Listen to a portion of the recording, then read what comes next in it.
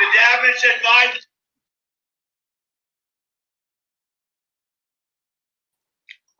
Hey, how's everybody doing today?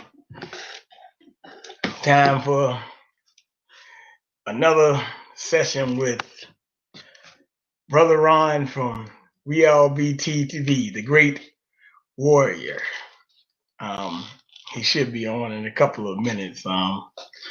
This brother is a champion and a strong black man. I can't wait to be on this podcast with him one more time. We're going to be discussing the zeitgeist, spirit of time, and what we need to do after this selection. A lot of people don't know that the election really is not going to be decided really until probably November 12th, and the Electoral College meets on December 14th.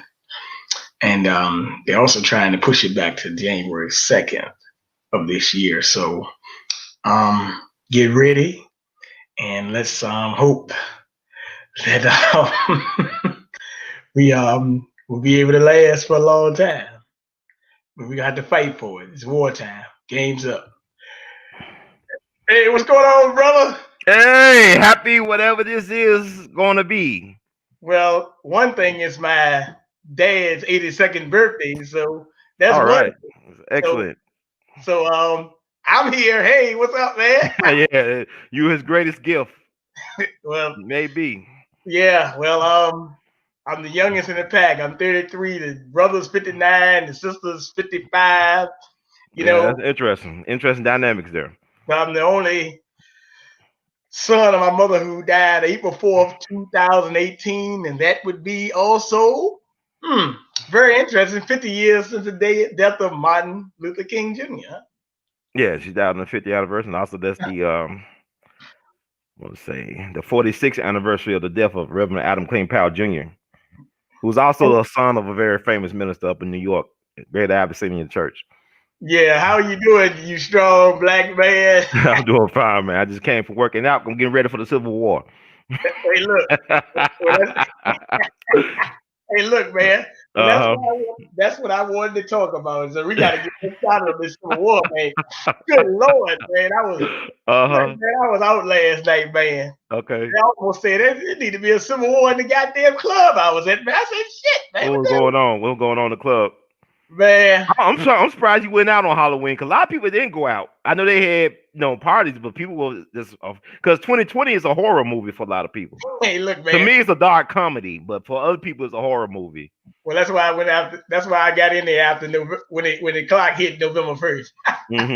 I saw a lot of women with their cattails on. I said, "What in the world?" So my guys had cattails on. The girls, they had cattails on. Well, that WAP. Well, the meow want to get fed. Yeah, well, I saw a couple of things. I saw something. I said, man, and that's why I texted you. I said, look, man, I couldn't believe what I saw, man. So it was a young lady. She looked like she was shy, and her friend tried to hook up with a guy, right? But I couldn't believe to see a black girl get escorted by her friends to go talk to the white guy who was security guard and ask him for his number. I said, damn, these women are screwed up in 2020. Well, our women have betrayed us for a long, long time. You can't talk about police brutality and not talk about abortion. Abortion have killed more black males than police brutality. So our black women have been traitorous to the black family. Well, actually, in the protection of Joe Biden. You know, Kanye West actually said this on Joe Rogan's interview a couple of days ago, maybe like about Planned Parenthood has killed more black babies than No, black people have killed more black babies. Planned Parenthood can't do that without our consent. Yeah, you're Let's get it right. We got to stop this. We gotta hold up. I don't want to do no more marching and no more hashtagging until you stop them killing black folks from getting here first. Because you ain't really respected by the system, because you're not even considered a whole human being, and you killing folks before they could get here. You might be killing the folks that could save us from this hell. That's right. Well, the ancestors coming back, man. They mad. They already here. They mad as hell. Well, actually, that's why J. Edgar Hoover said, "Hey, look, you got to stop the black messiah, so you don't kill the whole." But Hoover was black too. It's black folks screwing over black people. It's like Dr. Redden show. We're gonna have to have a civil war, man. It's coming to that point. Hey, look, Forget man. about not inviting somebody or disinviting somebody to the Thanksgiving or Misgiving dinner because they voted a certain way. We're gonna have to. It's gonna come a point. It's coming. Well, we're gonna have to just settle up and cash in what we gotta do with our traitors. They're gonna have to pay a price. Ain't gonna be no. We gonna let them. I ain't gonna even talk about that. But I'm saying we gonna have to make some tough decisions. Hey, well, look, I'm gonna tell you something, man. I saw you with your look like you well, we got the lovely Queen Dana. You know Dana. Who's Dana? Queen Dana. She come on the show. She here? Yeah, she's in the Why don't you come and join us? We need some feminine, some righteous feminine energy. We didn't know who the sisters out there for us. So we're gonna have to, a lot of black women are traitors. A lot of traitorous black women. They're gonna have to be dealt with. Well, let me give her a shout out. Let me give her a shout out because Dana has. Oh, that's Dana from Jersey. Yes. Oh my God, she is gorgeous. I love her. She's a fine. Fine mind too, but I'm saying fine all around. I love Dana, man. I love her. She said, email her the link. Yeah, you know Dana. Oh, my dream has come true. Thank you, brother King BJ. Lord. We need this. Let me see. I love her. I feel good to be a black man right now, bro. All the black folks get killed, but it feels good to be a black man right now. Yes, sir. Let me go about. The sad thing is, This is a classic already, King BJ. This might be a classic episode. Oh, I'm looking at my thing. Let me look at my clipboard. I'm trying to say. All right, take your time, bro. We got a lot to talk about. Let me see. Can I get her in on here? Let's see if this is it. Hope that's it. That should be it. Let's see. Hope I wrong, man.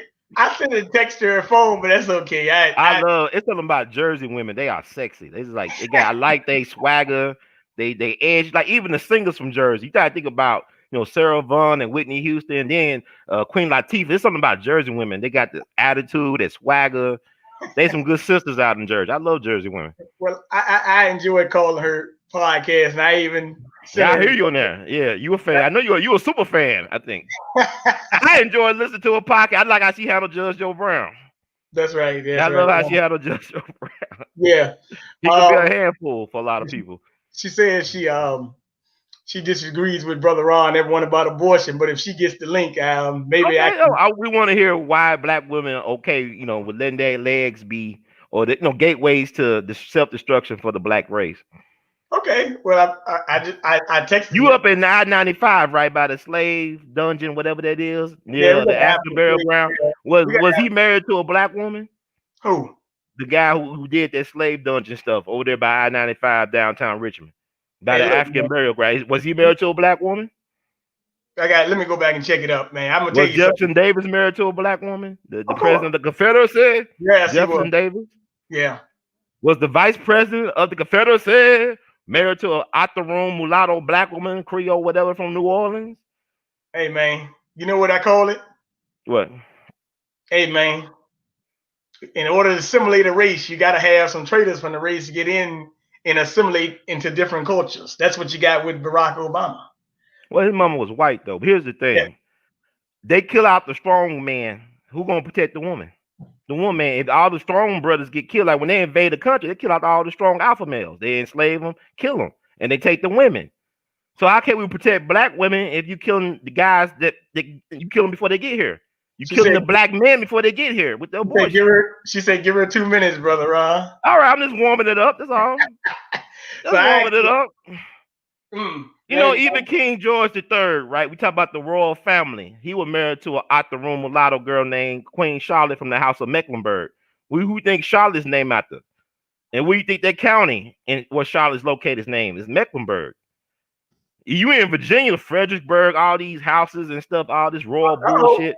You in Maryland with the Jesuit. Let me get her on. Hey. Oh, Hey, it's Queen hey, how Dana. you What's doing? up? Okay, so I'm not on video because it's Sunday. Oh, rest day. Oh, okay. Impromptu. um, yes, I mean, I don't know. I could just throw on some lipstick or Now we something, would but love to see you. It'd be an honor. It would make my whole Yeah, year. It'd come be on over. first 2020 of would be all, perfect. Brother Ron, I've been subscribed to your channel for years, so I'm I a didn't big even know fan that. of yours. Oh, Yes, wow. when you did a whole lot of interviews with Dick Gregory, that's what started opening my eyes up to a lot of things I didn't know. And then you was doing interviews with the judge for years, Right. I appreciate it. Thank you.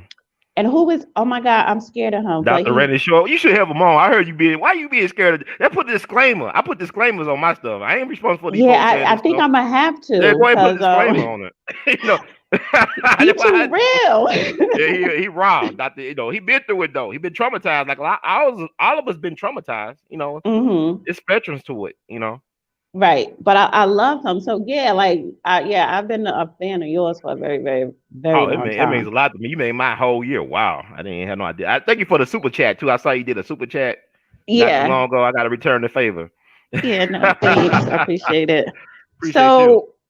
So okay, so what we because I you mentioned abortion, but I know you're gonna Hmm. talk about a lot of stuff today, but I mean I disagree on the abortion thing because I think that's an easy statement that people make, especially if they're running for office, to Hmm. say that, particularly even to just blame it on Black women, because a lot of women have abortions, not just Black women, and a lot of white women probably have more because they have private insurance, which is probably not counted for where we're getting these stats from, because a lot of Black people are on Medicaid, so that's automatically counted in in the data.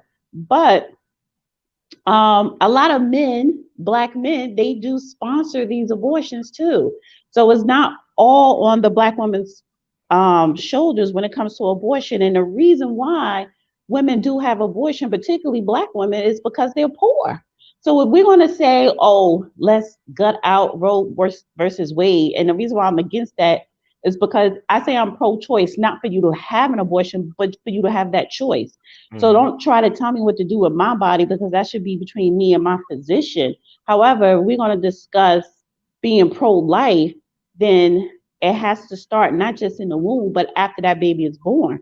There's a lot of things that have to be put in place. You have to make sure that I do have the proper health care, especially for Black women when it comes to maternal care that we don't have, housing, enough time off from work that I'm still getting paid so I could pay my bills while I'm taking care of my newborn child. So it's a lot of things that come into play while women make the decision not to go to full term with that child, not to, have a child because they're poor and it takes money to raise a child and they're not married. And then the guy who, a lot of times, the guy who they have the baby with, he doesn't want a baby right now, neither. So he's giving her the money to have an abortion. So it's a two-way street.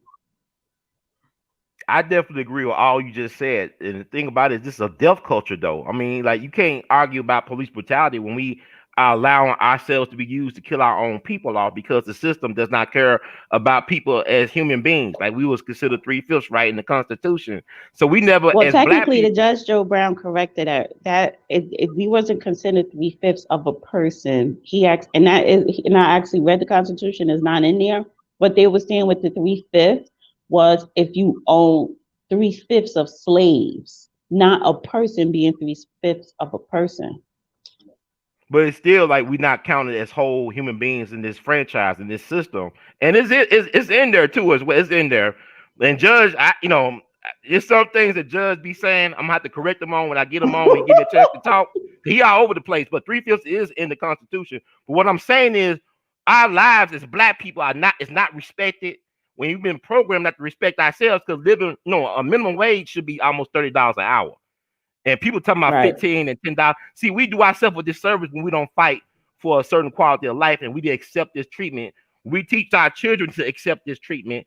We're damning generations to come. Now, abortion is necessary in an evil ass system like this because, like you said, it does not provide people a sense of Hey, worth or a hey, chance to earn a living. Ron, Yeah, Ron. I got look. I know daggone well this is about to get kind of crazy, right? yeah. You know that guy Jay Harris say he want to talk to you. Yeah, people were trying to hook me up. Okay, go No, no, ahead. no. He want to get on too. Yeah, bring everybody. It's the end of the world. Bring everybody on. Bring them Yeah, Jay all. Harris. He's you from San Antonio. My mom was going to write him early this morning to get me on this show. This is crazy how the universe works. And I'm a big fan of Dana, and I like Jay Harris, what he's been doing, what I've been seeing from him. So yeah, bring it all. Yeah, well, let me say something about Dana right quick. I just want to bring some Dana. Like I went to go see Brother Rod and out there. Like I said, I try to make a round to come see everybody. So many people put out great content. For some reason, I'm just trying to circle the wagons on everybody. So hopefully I can get to Jersey soon. Philly, Jersey, Delaware. Doesn't matter. I just like to travel to meet people. Well, And Dana, you might be moving to North Carolina, right? You think about North Carolina? Yeah, I'm thinking about North Carolina because I have family there. I like it down there, and Yeah, the brothers love you down in North Carolina. I already know that. I mean, I guess, but I mean, you good I haven't woman. really experienced like the social life too much because Mm-hmm. COVID. I used Oh to go yeah. down there for the CIAA in Charlotte. Mm-hmm. wow, I was there this year. Yes, but I haven't been there in like probably like 5 years or something, probably Okay. more than that. But Hey, we got yeah, another man. but with the COVID thing, it's I haven't really been like socializing too much when I go down there. But I do like it down there. So yeah, I'm planning on. Yeah, you fit right in. They'll love you down there. I already know. Yeah, I mean, even not just black people, but just overall, the people of North Carolina and their attitude, the way they live, it's I mean, you're not gonna find a perfect place, but it's definitely different from Jersey and the tri-state area. I love the tri-state area. I'm a city girl, but I need something different. I hear Okay, that. wait a minute. We got Jay Harris on the show now. Hi, greetings, everybody. How you doing? Brother Hey, Jay, how you Good doing, man? morning. Good, good. No, I was just listening in, and I was just listening to what the dear sister was saying about the pro-choice and the pro-life. I Mm-hmm. understand what she was saying. I just wanted to, chime in on that. I personally believe that it should be a 50-50 choice between a man and a woman because it takes two people to make it. Oftentimes, the woman has more of the choice, whether she wants to keep the baby and put you on child support, or whether she wants to just get the abortion or not. And it takes two to make it. Unless it's a circumstance where it's rape, I think it should be 50-50 down the middle. I don't think you should have the pleasure to just lay up with somebody, have a baby, and then you get to decide whether you want to keep it or not. And it seems like it's more catered towards women. I think it should be split just 50-50 down the middle. okay. That makes sense to me. And also, I don't believe in child support either. I don't believe in state-sponsored child support. Y'all, you pick and choose. It takes two. So why lay up with somebody that ain't worth a damn? Why give up Right. that part of your body that's sacred for a person that ain't worth a damn? Right. You make that decision, then that's the decision you got to live with. So you should be more careful who you lay with. Because And they I think don't. it should Yeah. just be like that. And I think the whole black community would change if that happened. I would think you would see a whole reconstruction of the black community if I believe black women knew they couldn't go to the state government and get all these opportunities and the advantages from it. Right. Well, Yeah. let me say something to both of y'all. Let me say something to you and Harris and Dana. Usually this doesn't happen, but I am so glad to have both of you on because Jay Harris came and spotted me out the ashes. And, I mean, I just do it to give people because I'm a little bit of a wild one. I'm just gonna be dead honest with you. Like I told Brother Ron, if I came to Memphis and he didn't take me to a black restaurant, there could be some problems, man. So Wait, is the food is the southern food, the black food different in Memphis compared to Virginia? Oh hell yeah. well, No Really? disrespect. No disrespect. We the capital barbecue. You know, Henry Perry was a black man from Shelby County. That's where Memphis is located. He's the father of modern barbecue. He went to Kansas City back in the 1900s, and he taught the guys that founded Arthur Bryant's and we call it Gates Barbecue up in Kansas City. My folks from Kansas City, and I had and Charlie Parker, the great Charlie Parker, whose centennial is this year. His father's from Memphis. Louis Armstrong's second wife is from Memphis. But Memphis is a barbecue capital because every May we have the Memphis in May international barbecue competition. Oh, So we known okay. for our barbecue. So you ever come through here, there's a whole I bunch of have to barbecue come places. through there. Yeah, I we got have some of the to. top barbecue in the country, in the well, maybe world. Okay. Actually. maybe we can have what they call a all group meeting, and I might even bring That sound crazy.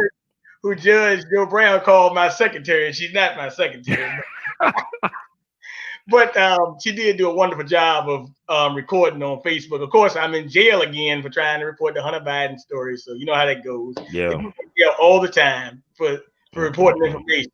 Why But they don't put Biden in jail? Why they don't put the Biden crime family in jail? I don't understand. They put the wrong people in jail all the time.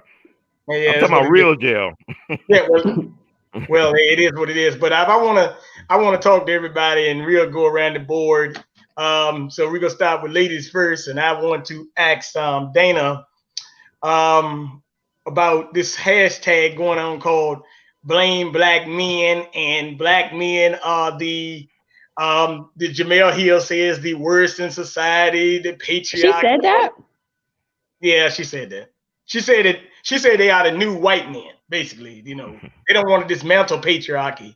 They just want a better position in it. Mm.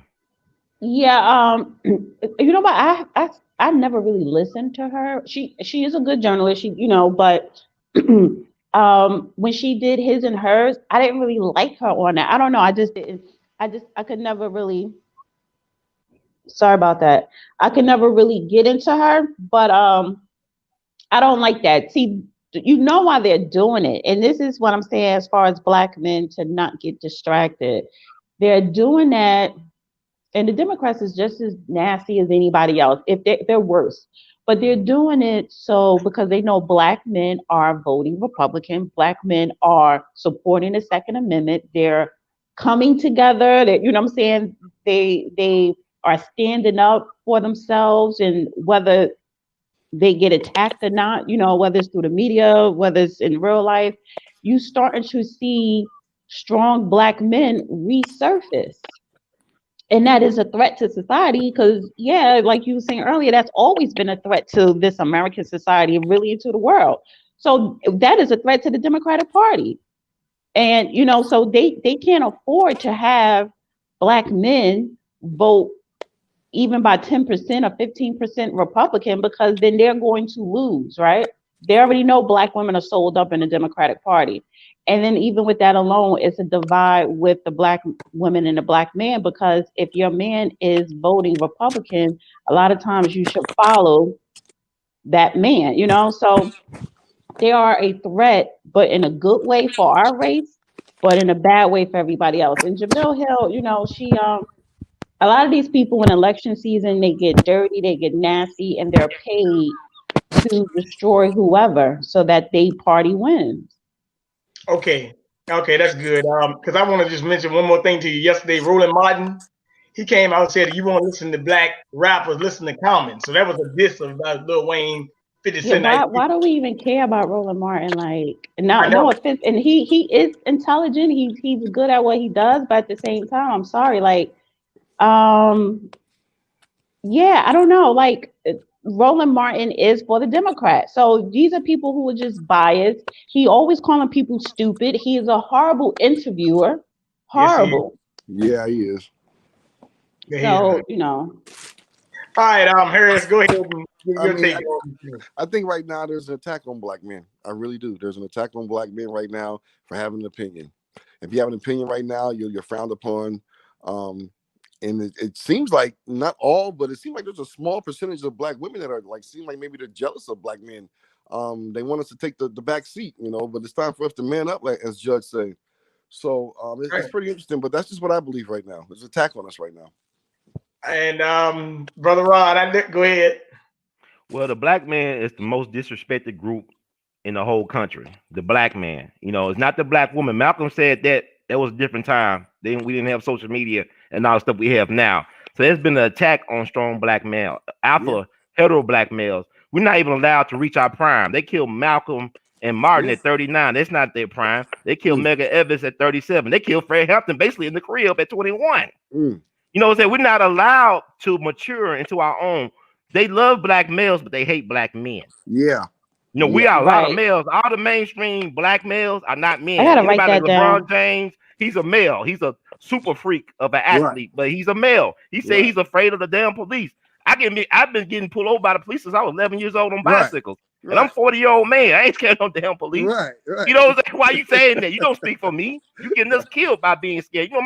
My maternal grandfather was a part of D-Day. He was part of the Red Ball Express, the truck drivers that deliver supplies to the troops, General Patton's Third Army, after D-Day. You know, Medgar Evers was a part of the Red Ball Express as well, and he said that they were told by Eisenhower and other people in command. He said the best way to survive this is to run towards enemy fire. Don't run away from it. Run towards it, because you run away, you get exposed more.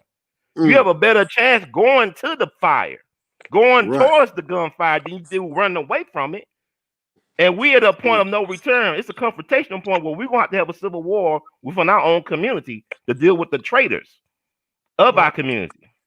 Well, let me say something about that. You're right about dealing with the traitors. Another thing, like I said, I mean, I always tell people, I mean, why are you scared to say anything to white people? Like I had a guy say, why did you tell people in a city hall meeting that? Because I don't care. I mean, like, what are you scared? You talk to black people like a dog. Why can't you talk to white people the same way? I said, look, Dr. Khalid Muhammad said, and Dr. Khalid Muhammad is somebody I used to, I still study intensely, as a matter of fact.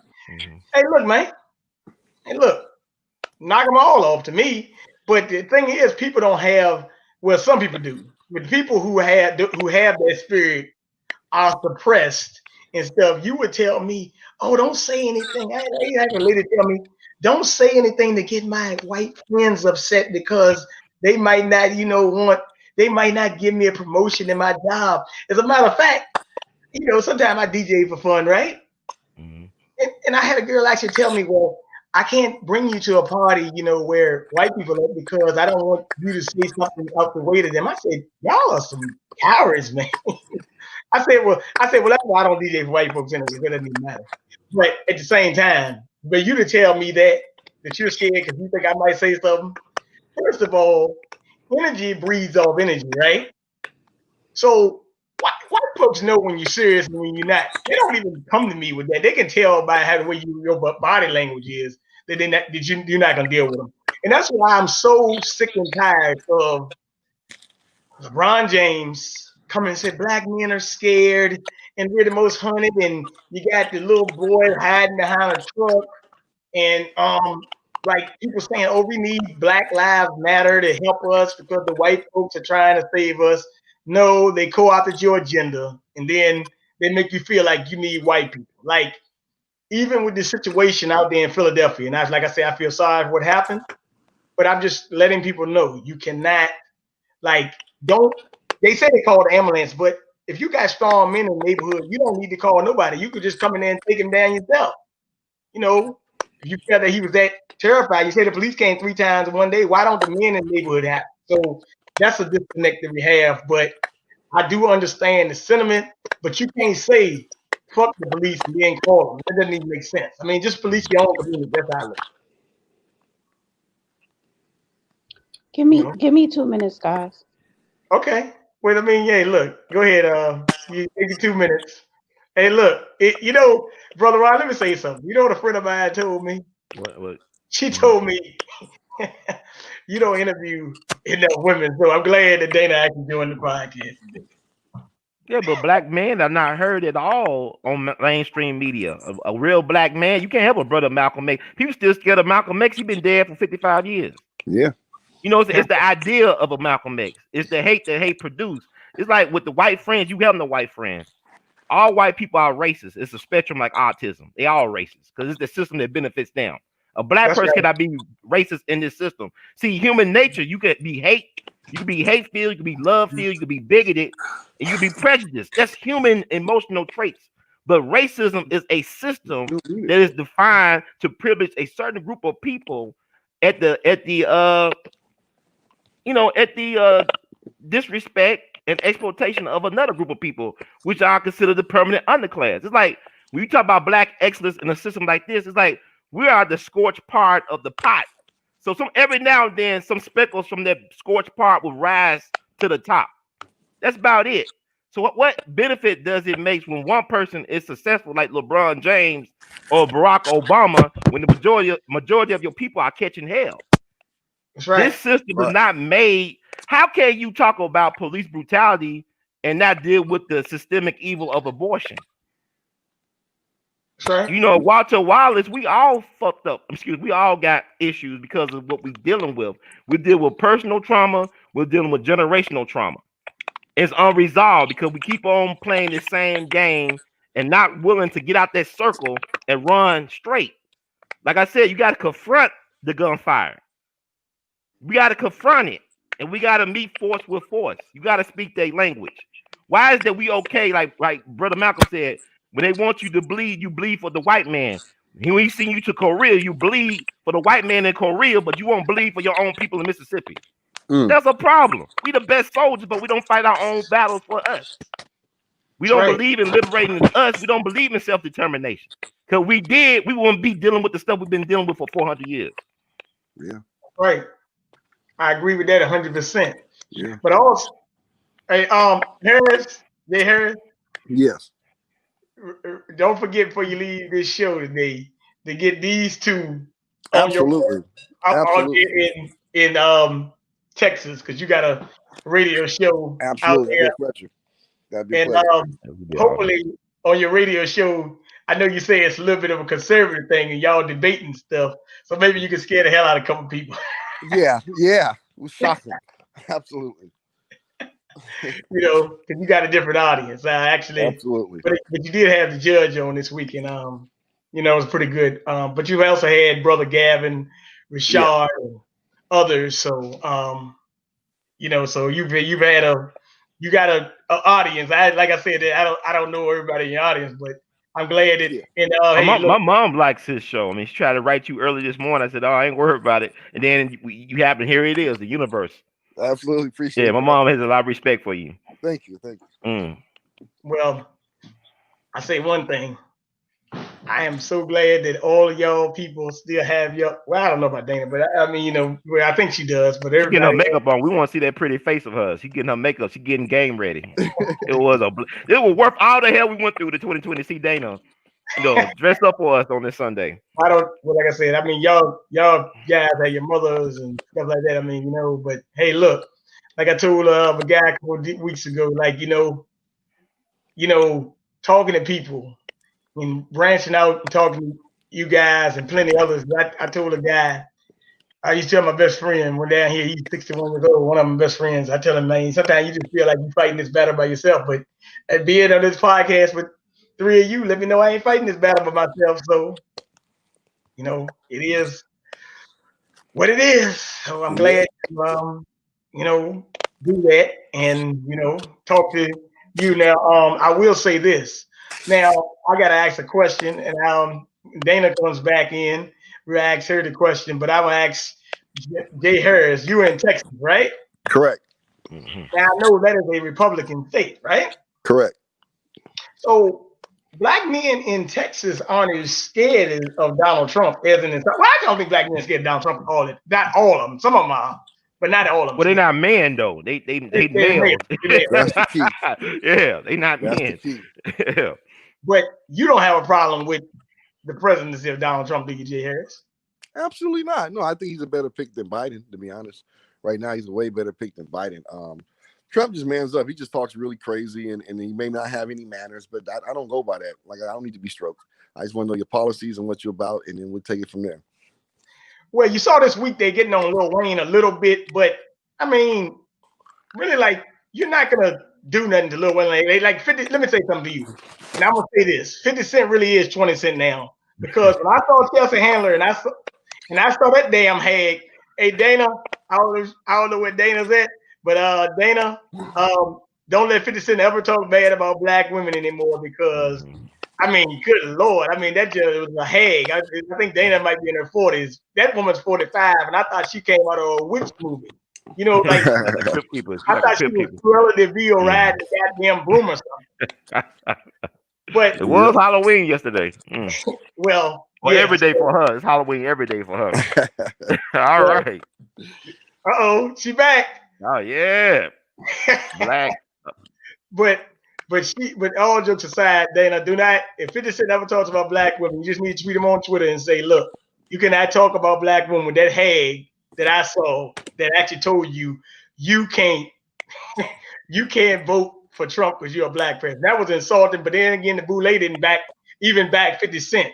And that's why I said you can talk about Candace Owens all you want, but you don't even defend her when she says something. So I mean, I just don't get the idea of 50 doing that. And by him backing But down. why didn't 50 Cent clap back at Chelsea? Like, why did he felt like he was acting like a simp? So it was like, I'm gonna defend him when he folded He to couldn't. a white woman. He couldn't. No, She's got no, no, something no, on him. no. I'm not. She's I'm got not stuff on saying. him. Yeah, he folded down. Yeah, he folded definitely.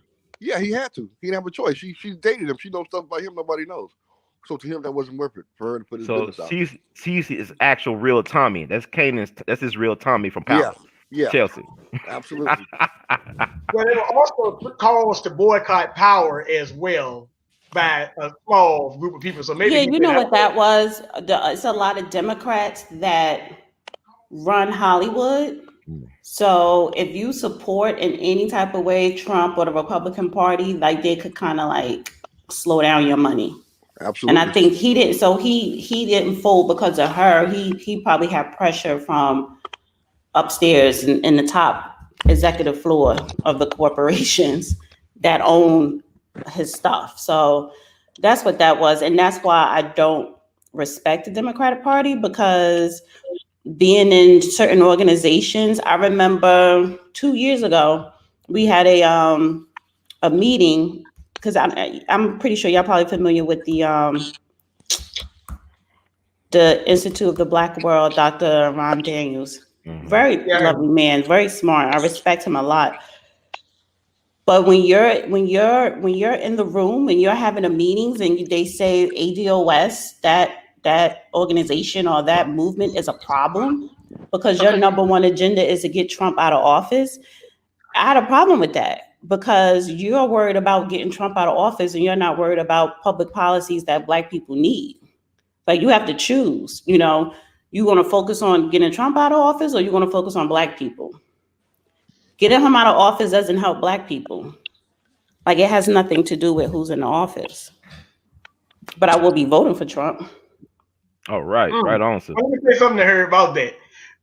Dana, you are probably you're probably about 6% of, or 7%, if I'm correct, of Black women on record that they would say they would vote for Trump. So that is actually a little different. Well, it's not different. I mean, believe it or not, it's more silent Trump voters than you know. So that's actually one thing. But I will say I do not have a problem with his policy, because, like I said, hey, would you rather like the little sly fox, the one of my brother pit bull tried to chase a fox and can't catch, or would you rather want the wolf where you can see? Give me the wolf. I don't want the fox, because he's kind of sneaky. And as a matter of fact, Biden isn't even really that sneaky. Actually, he's actually on record saying a lot of things. He's really the same person. Like when he told you ain't Black, a lot of people thought that was a gab. That's not a gab. That was actually what he meant to tell you. You ain't Black. So it's no. I mean, that's like white people. Again, us allowing white people to talk for us, so-called fight for us, like putting us in our place, because you are too comfortable saying things. You know who I like and I respect? Jason Whitlock. And he did a video recently, because he's on YouTube now, Outkick, and he was talking about Chelsea Handler, because he's brilliant too as a journalist, and the way he broke it down, he was like, I've dated white liberal women, and he was talking about this one woman he dated, and he had to check her because she felt comfortable using an N-word talking to him, and he was like, no, he was like, I checked her ass, and he said something, because I love the way like people who are like writers, they just use these creative writing things or whatever. But he was basically saying how we need to stop letting white people speak for us or give us permission to do what we need to do. So yeah, I definitely check out that video. But and that's exactly how I see the Democratic Party. Republicans, like it's different. They're more. I would say this, if I want to say what's the difference between the two. Like, Republicans is more like do for self, whereas Democrats, they want to give you welfare so you could stay under their thumb. They want to give you a place. handout. Yeah. Democrats want to give you a handout. Republicans feel like they want to give you a hand up. Right. They want to give you a handout so they could continue to control you. Yeah. Let me ask you a question, Jay Harris, because if somebody asked in the chat, they asked you this question. ask Jay Harris and the rest of the panel what they think about Willie D of the Ghetto Boys. To me, he said some things, but other things is suspect. Another entertainer in my view. I mean, me personally, I might listen to Willie D once in a while, but sometimes he just be too far off the cliff sometimes. Yeah, he's far. He's left. He's left. He's actually kind of far left, secretly. He's for the left. I can tell that he's against what Ice Cube did. He kind of plays like he's not, but he is. He's not. He's against Lil Wayne. He's against Trump. I mean, he's a left, and he might even be getting paid because he jumped a lot of subscribers pretty fast. Yeah, I think you're going to see a lot of people true intentions during this election. Like they're going to show you like what side they're on at the end of the day. So it's like, and then when the election is over, then they kind of could go back to being neutral or whatever. Yeah, and it's like no, I don't. Roland Martin, he was calling Lil Wayne stupid. How do you know I don't think he's stupid. That's his choice if he wants to vote for Trump. But I don't care if you're a celebrity voting for Trump or Biden, they still don't speak for Black people. So, right. But who are you to say somebody is stupid because he agrees with the platinum plan? I don't think Lil Wayne is an idiot, but that just shows like it's election season. And then we're going to go through this again in 2 more years, the midterms. Yep. Well, go ahead, Brother Ryan. I mean, Lil Wayne is very brilliant. He's far from being an idiot. He's one of the greatest rappers of all time. He understands wordplay and understand how to utilize the media for leverage. Lil Wayne said a lot of very insightful things during this period known as 2020. To some people, it's a horror movie. To me, it's a dark comedy, very, very dark comedy. But he said something about be specific in your wants, and be specific in who you targeting, and that's really wisdom. You know what I'm saying? Understand to be precise in what you want, because a lot of us don't know what the hell we want. And it's like white folks taking over Black Lives Matter like they took over rock and roll. We lost Little Richard this year. You know what I'm saying? They taking over Black Lives Matter like they took over rock and roll and everything else. Like they took over the civil rights movement. Yeah, the civil rights movement, right. Well, we were strongest. Like you think about even, you look at the feminists. One of the earliest feminists in this country was Frederick Douglass, a Black man who came through slavery. He was one of the earliest supporters of women's suffrage. And the end of his life, they disrespected him because his second wife was a white woman that was almost the same age as his daughter. And they had a women's rights or suffrage convention down in Atlanta. And he was close to Susan B. Anthony, but they just invited Frederick Douglass because he was married to a white woman. They said it might offend the sensibilities of the Southern white women. And Ida B. Wells got in her ass, about doing that to Frederick Douglass. Even I think of now about this election, I'm thinking about the ancestors. They here and they want justice for us. I'm thinking about the U.S. colored troops, the Black men who got off their plantation and fought for liberation and self-determination. Even John Brown, who had his raid on October 16th, 1859. That's a very important date in Black history. October 16th is like not only the Million Man March from 25 years ago, but John Brown raid on Harper's Ferry. And also you had Theodore Roosevelt, a Republican, invite Booker T. Washington, a Black man from Alabama over from Virginia, West Virginia, to the White House for dinner. That was the real guest who coming to dinner. Now he was that's his cousin, Franklin Roosevelt. Oh, Franklin. Okay. And Franklin Roosevelt married his niece. Like Judge Joe got that wrong. He married Theodore Roosevelt's niece. It's all in the family. Yeah. See, Franklin was a Democrat, but he admired his cousin Theodore, who was a Republican. Right. But Theodore Roosevelt invited Booker T. Washington not to serve him as a butler, not to cook his food, but as an equal at his table. And it drove white folks mad. Was the Black Brain the Black Brain Trust, was that under Franklin or was that under Theodore's? Well, Franklin Roosevelt had the Black Cabinet. He had like some of the leading Black. Right, and they called that the Black Brain Trust. Yeah, they had the Black Cabinet. They called the Black Cabinet his Black Cabinet. And whoever's the president, we need a Black Cabinet, and we need grassroots oriented. Forget the boule people. They the traitors. Forget the boule. Forget the Black caucus. Bring in the grassroots people. Bring in people like us. Bring in Ice Cube. Bring in Dr. Clyde Anderson. Bring in the folks that have laid the blueprint that's actually doing work in the community that are actually Black first. Forget about the academics and the boule and the celebrities, the weaponized celebrities. Bring in the people that's doing the work and is willing to put their lives on the line. But get back to U.S. colored troops. These Black men fought to liberate the Black family. And these white women had the nerve to say, can they defer their right to get the franchise? Like, these people put their lives on the line. I know ancestors of mine that fought in the Civil War, like the Moon Brothers from Tunica County, Mississippi. These black men fought to be free, and you had the white women saying, "Look, can they put their stuff on the side and let the white woman have the vote first?" I dare you. These are the Chelsea handlers of their time. I dare you do that to us. And I dare the black woman to disrespect the black man who has sacrificed for this country. I just talked about Medgar Evers and Malcolm, and they got killed before their families. These black men. And you got the Montgomery bus boycott that happened, 65 years ago this December.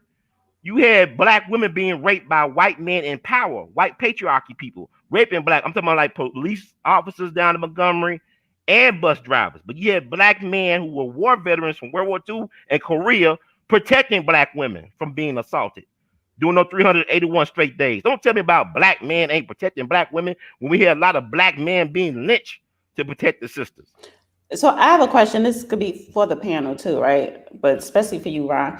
What is the beef with the patriarchy that women want to dismantle? Now I get it, because as a woman, before I was even born, right? In the 1950s, when you look at the workforce, it was majority men, right? And women were at home being housewives, mothers, and stuff like that. But women wanted to have careers, and it was unheard of a woman to go to law school, whatever. But then as the decades, progressed throughout the years, more women wanted to run for office. They, wanted to have careers, and there's nothing wrong with that. But there were a lot of sexism, especially in the workplace, women being harassed. So, and then you place that under that patriarchy of dictatorship, right? So women weren't always treated well. White women are not treated well by white men, but that has nothing to do with me. I'm not in that. Because it's a power play between white men and white women. I started to read that book, They Were Her Property. But just in general, when we look at women throughout the world, we are taken advantage of when you look at other countries and how women are treated. But just here in America with the black women, I never felt like, there was sexism, right? There's sexism. Men can be in general sexist because of patriarchy and you're a man. But it was a different type of communication when it comes to black men and black women, because whether we were men or women, we were black, so we were catching hell. Right. So when we talk about voting, men got the right to vote first before women, whether you were white or black. And then I was in 1919 when women got the right to vote, but black people still couldn't vote in the South. But if you lived in the North or some northern states, you were able to vote. So my question is, do women have some type of validity when they talk about the negative patriarchal behavior? Because there were a lot of women that were harassed in the workforce, black or white. So then you have the Me Too movement, but then it does. So what makes it bad, I would say this with women, is we will start something to fight for our rights and protection, but it's like we do take it too far, because then you're talking about politics, you're talking about money, you're talking about position of power, and that goes to women's heads. And then there's always that white woman fighting for that position of power, and her mission is to oust that white man. And they always use black women as pawns to help them gain that power. So it's like you have a point. Women have a point of wanting to be treated better in society, but it seemed like at what cost? You get what I'm saying? It's like I have a point when I'm talking about being sexually harassed at work, or my husband is beating me up at home and I need protection from the law to help me get away from him, and and him supporting me financially or whatever, all those things. But when you start organizing, which is when you start an organization, it seems like that your initial claim is being watered down by people who are just seeking to control something at my expense. Mm-hmm. So there is an issue with patriarchy and how women are treated. But it's like a different story when we're talking about black women and black men. And I think that gets lost because Black women feel like, okay, I have to choose to be part of the women's rights movement, but we need to understand that we are being used and we've always been used because we were never allowed feminine mystique. And I'm going back to the feminist movement of, let's say, the 60s, even before that. So yeah, I don't think we really dissected that thing right there. It's like I am a woman and I do have these issues as a woman, being a woman in this world. But my story and my path is different because I'm Black. And I'm not going to abandon a Black man, but I do need that Black man to understand, stop following white men ideology because they treat they women like shit. And you can't treat me like that because we have to fight this thing together. And I think that does, and I see it on YouTube that Black men don't even have respect for Black women, mainly because they don't have respect for themselves. And I don't know how their relationship were with their mother, but that is law. That is, so it's like, we always been fighting together, but now you're sitting up here, you're thinking like a white man. And we can't dismiss that.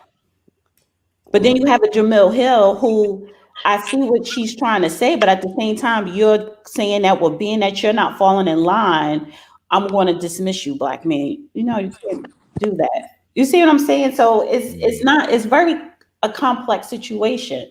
Yes, it's very complex. Let me add. I mean, I want to stay on this point. You want? Yeah. Because I got some stuff to say because you got a lot on my mind, but Yeah. I want everybody else to speak. I mean, even in the Black home growing up, right? When you talk about patriarchy, Right. it's the Black women was always the core of the house, and I'm talking about like Big my mama, grandparents, big mama, right? Yeah, big mama. Yeah, and like my The matriarchy. yeah, Hey, Dana, and can you ask a question right quick? I'm sorry. I know you don't want to get you off topic. A guy in the chat. You can answer it. He's saying it's confusing what she's talking about. Women restricted, talking about Black women. Seems like she's talking about white folks. I didn't get that idea, but if I can say something, because it's intertwined, and they're trying to intertwine us with white women, and we can't be. Yeah. Okay. And that's why we do have patriarchy issues. But we don't have a patriarchy in the Black community. We never had one in this system. You can't name one period where Black man was in charge of his household or his women. You got to go back to slavery where the white man would jump over the fence at night to screw your woman in your face and throw it in your face. Slavery, and let's say after slavery, right? It's a couple of things. Like with the Black man getting the right to vote, you know who supported him? Was the Black woman. He said, our brothers fought and died for this. They're going to get their right to vote. The Black women have been treated like second class and third class citizens in the women rights movement from the get-go. Y'all need to look at the PBS documentary, the 2-part PBS documentary called The Vote, about the women's suffrage movement, because this year is the centennial of them getting their vote, right? But the Black women were so disrespected in that movement by the white women. Yes. And it was the white women that advocated for the lynching of Black men after the Civil War. And that's why Ivy Wells got ran out of Memphis in the South, because she found out that she thought that these Black men who were being lynched were criminals and crooks, until her best friend, Thomas Moss, and his 2 business associates got lynched in Memphis back in March of 1892. Right, and a lot of those white women in that movement were Democrats. Right, and also a lot of white women didn't want the right to vote because they said, my man, see, the white woman is the white man's bottom bitch. Right? She's not disrespected. She got more influence in terms of power than we understand. She's the power behind the throne. See, white man had justified killing Black men because, you disrespect the white woman, but the white man hates his mama too. And that's the thing. But the white women, as feminists, their job is not to destroy or degrade their man. They want their man respect at the table. They want some tangibles at the table. Can I sit at the table with you, my white man? Yeah. Even 4 years ago, Black women put sex before race. White women stayed on code and fooled the Black woman. See, when you don't respect your man, when the Democratic Party don't respect the Black man, we're the only group of people in the country where our women don't respect us on the whole. Like everybody else group, they got to go through their man for tangibles and other things. Right. But now, Black men are not respected. It's by design. So let me push back on that, because I would say you're right on your point as far as the 21st century, because after slavery, because it was black women respected men during slavery, but that's a whole different thing to dissect, right? Okay. After slavery, I would say up into the 70s, black men have always been respected by black women. There's always been a strong family unit. So I was born in 76. Mm-hmm. What I'm saying is me growing up, right? Um, Looking at how my grandparents function and and then the things I found out later about their relationship, right? Mm-hmm. And then I look at the relationship dynamics now with black men and black women, it's completely dysfunctional. So yeah, there are black women who have a disdain for black men, and there are black men who are disrespectful to black women. Yeah. And how can so and then on top of that, I'm gonna say this: it's not just black men, it's black people, men and women. They don't respect themselves. So there was a serious breakdown between a black man and a black woman that happened, I would say, after the civil rights movement. Because from what I've read in history, from what I've seen in my family from those older generations, I always saw respect. That's why I was shocked to know that my grandfather cheated on my grandmother. You know, like when you hear those stories, but they Mm-hmm. were never going to get a divorce. What they did, they sent the kids out the house while she whooped his ass in the house, and then the kids come home and they have dinner together, right? Like your business stay in house, but and it was a loving environment, but the family dynamic broke down, and that was after, let's say, the Civil Rights Act. Let's start That was there. by design too. Cause look at the Right, movie it was Clyde. by Yeah, design, but it's by Democrats, the it seemed Moynihan like we report, black all that women are stuff, being the blamed Turner for report. all of that. But it was Mm-hmm. by design. It was Yeah, public policies that destroyed exactly. the black family. So you can't, and I'm saying you personally, but black men can't sit up here and say it's the black woman's fault, and that's what I'm hearing a lot. What now? What? Like you look at the movie Claudine. I understand what you're saying. The movie Claudine with Diane Carroll and James Earl Jones. It shows you what they did. I used to think that movie was a comedy at first. Then I got older. That's a tragedy. Cause why is it James Earl Jones, a strong black man, got to hide in the closet when the white lady social worker come around? You can't have a strong black man in the household to set as an example for the children, to be Well, there for the okay, woman. let's dissect that right there Yeah, the because movie Claudine. It shows you right, what they and I did. love that movie and I love Diane Carroll. Mm-hmm. But now, because if the reason why she had to hide him because you can't get your state benefits if you have a Right. man in the house, right? Yeah, But she exactly. just met him. Now, I always say this: where's dad? Where's dad? Because she was married twice. Because she had Rolling 5 kids. Stone, right? Yeah. She was married twice. So, but you didn't have to leave the state or leave the city. You could still take care of your kid.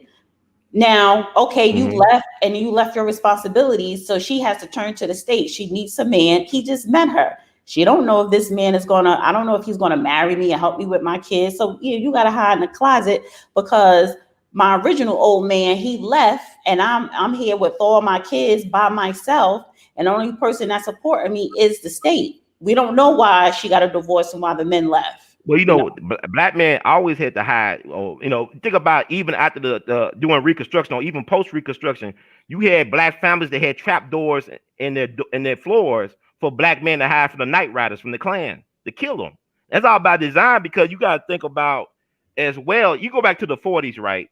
When black women were working in the plants up in Detroit, right? Just during World War II. They were so disrespected back because ain't no such thing as a black patriarchy. The patriarchy is a white man's world. This is a white man's system. He's the patriarch. He's the father figure, right? But you go back to the 40s when the auto plants converted over to making stuff for the war effort. They were so disrespected black women. We had black women eating lunch in the restrooms, right? right? They couldn't even go to the cafeteria with the white ladies. But then when they try to get rid of the black woman and not pay her the same as the white woman, it was the brothers. They said, if you don't respect our sisters, we won't work either. We'll strike with the sisters. So they had to rehire the black women and pay them better wages and let them eat in the cafeteria for crying out loud and not wear they shit. So these are stories that we need to know. It's a book that a white lady wrote from Michigan about black women and resistance and rape. Let me see if I can find it.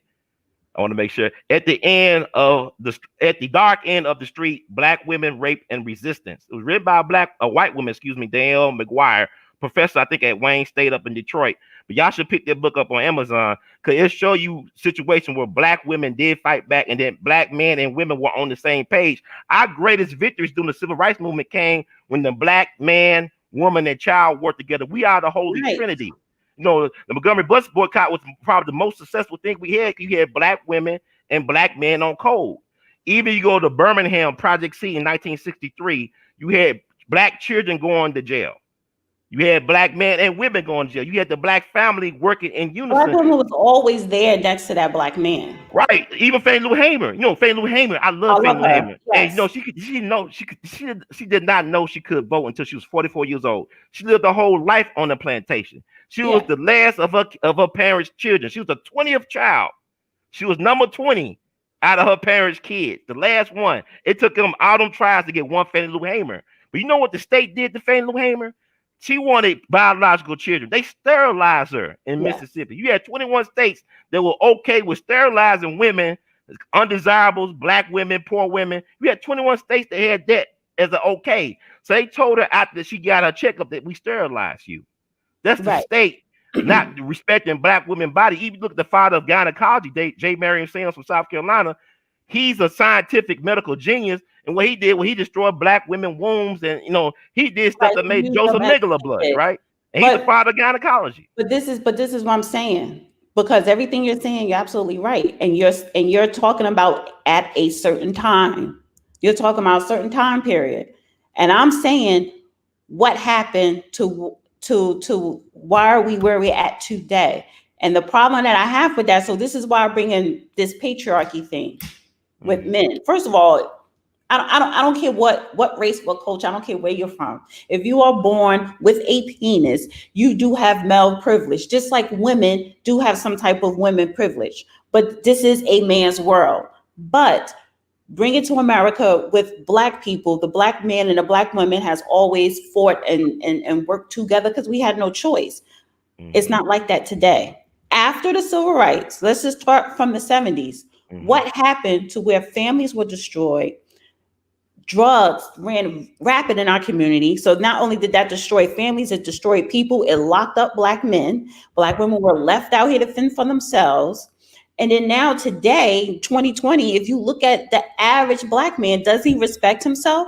Does the average black woman respect herself? But it seems like when we're talking about this divide, this gender divide, they're blaming black women. And it's like, stop blaming black women, because you really have to start looking in the mirror. We all do. And start working with ourselves first. And that's what I'm talking about. So what you're saying is true. So how can we get back prior to 1966? That's a good question. And these are females. But it's a good question, but it's just a discussion that needs to be had. And the problem that I have is people are not owning up to their shortcomings. Men or women. But these are not men or women. These are males and females. We can't confuse men and women with males and females. Why? No, when you're a man and woman, you take responsibility and accountability for your actions. You stand accountable. More males.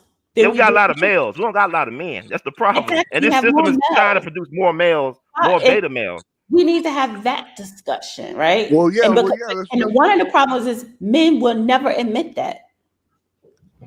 Well, I'm admitting it right now on I'm not talking about Hey, look, I be in these YouTube streets, and black YouTube, it's dysfunction.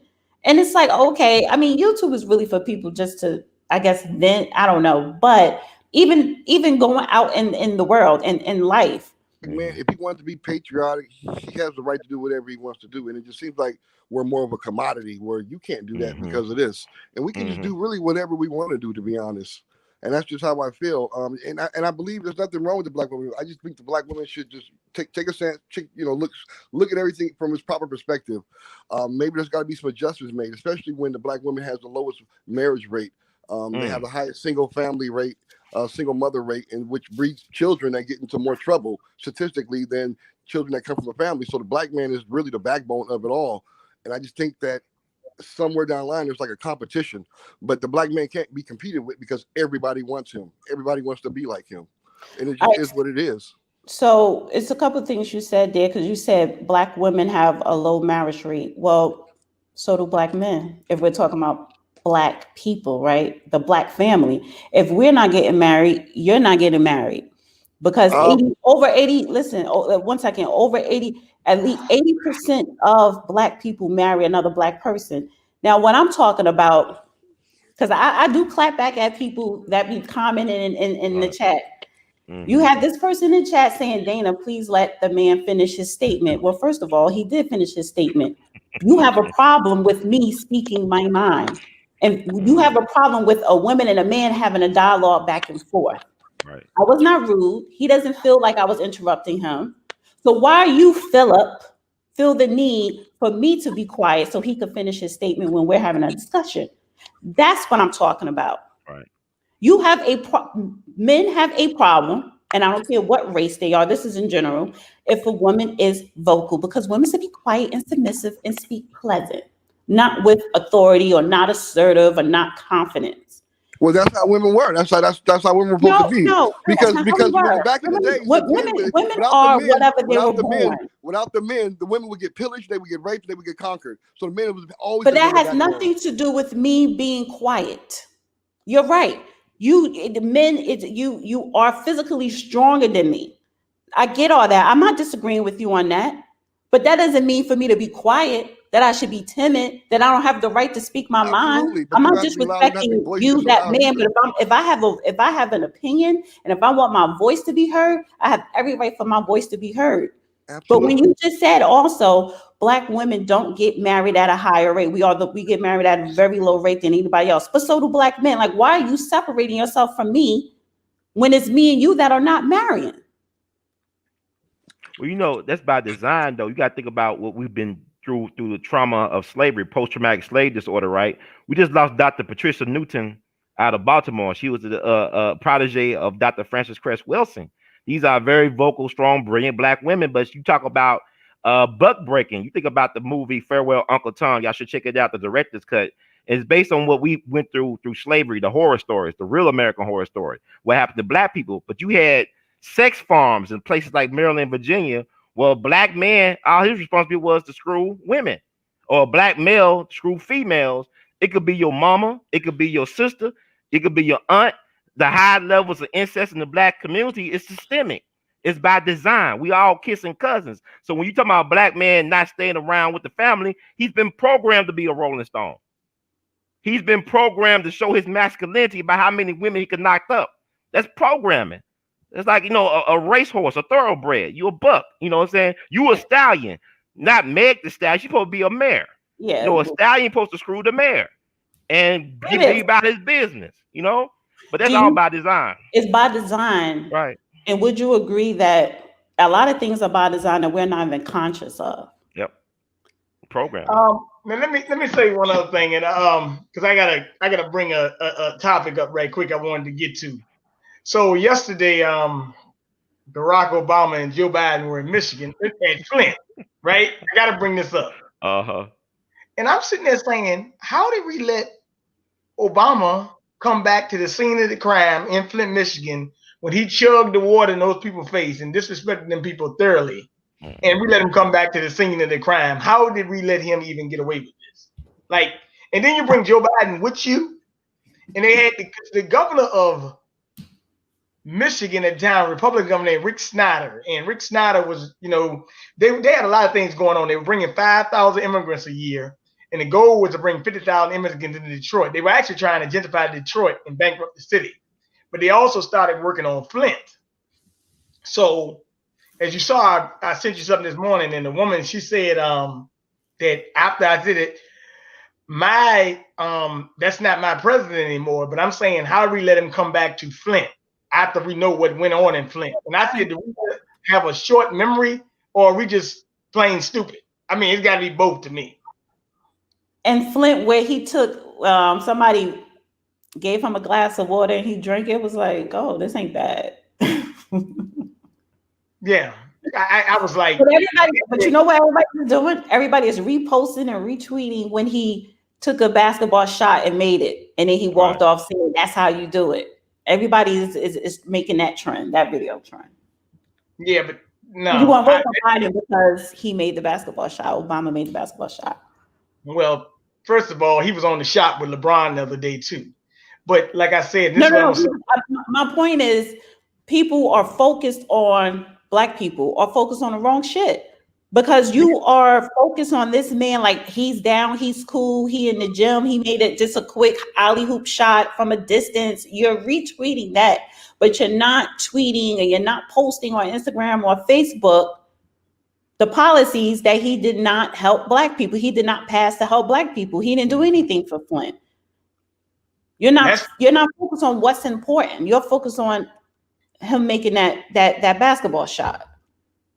well, that's why he was on the shop the other day with LeBron James. But and I'm sitting there saying, like, even to LeBron James says, I'm gonna come out and campaign for Biden. I'm like, first of all, I don't know, people don't know this. The NBA ratings went down 70% since they came back embracing Black Lives Matter. I mean, and now that could be because there's no fans, but me look at it, I think people are just getting tired of the bullshit. I mean, and then he said Obama was the one who told us to use your power. But I wouldn't have just said, I'm gonna use my power to vote. No, if you was on protest and stand down, stand down. That's why I hate these co-opted movements. Like, oh, Obama told me to play. As far as like I told you, Brother Ron, on your show last week, Obama is a white supremacist 100%. Matter of fact, he's a better white supremacist than George Bush, and he's better than any other white politician, because he was able to cloak himself and able to get away with so much more in far destroying almost a whole continent. When Obama left office, you had 53 AFRICOM bases in the country of Africa. Only one country in Africa didn't have an AFRICOM military base on it. What country was that, brother BJ? I gotta go back and look at it, but I mean, I want to say, was it Ethiopia by any chance? Probably was. You know, they say Ethiopia where they have the Ark of the Covenant located. Yeah. Ethiopia is the real Ethiopia never been conquered by the colonizers. Yeah. They tried back in the 30s with Italy, with Mussolini, but Haile Selassie supposed to be the second coming of Jesus. But the thing, I just want to read this thing about, the black family was stronger in the 60s when we was together. Like they said, I'm reading the thing, in 1960, roughly 74% of whites were married in America, and the rate dropped to 56% in 2008. But in 1960, 61% of blacks were married. But by 2008 was only 32%, and blacks also get a divorce more often and remarry less frequently than whites. That's by design. Yeah. When we are at odds, we can't mass incarceration. Forward. Yeah. Rockefeller law, mass incarceration, all that stuff. And we pay for it. Like the CIA, killed the messenger. Gary Well exposed Iran-Contra. They put the crack and guns in our community. You got even Bill Clinton, when he was governor of Arkansas in the 80s, you had Mena, Arkansas, where they were bringing in drugs from South America to distribute across the country. And you want to say that Rick Ross, a functional illiterate, was the kingpin behind that? Well, this is what I'm going to say. And I will say this. And I'll say it's the con game over and over again. To me, Barack Obama and Joe Biden should not even been allowed to come in Flint without daggone black people blocking the gate, say, no, we don't want you in here.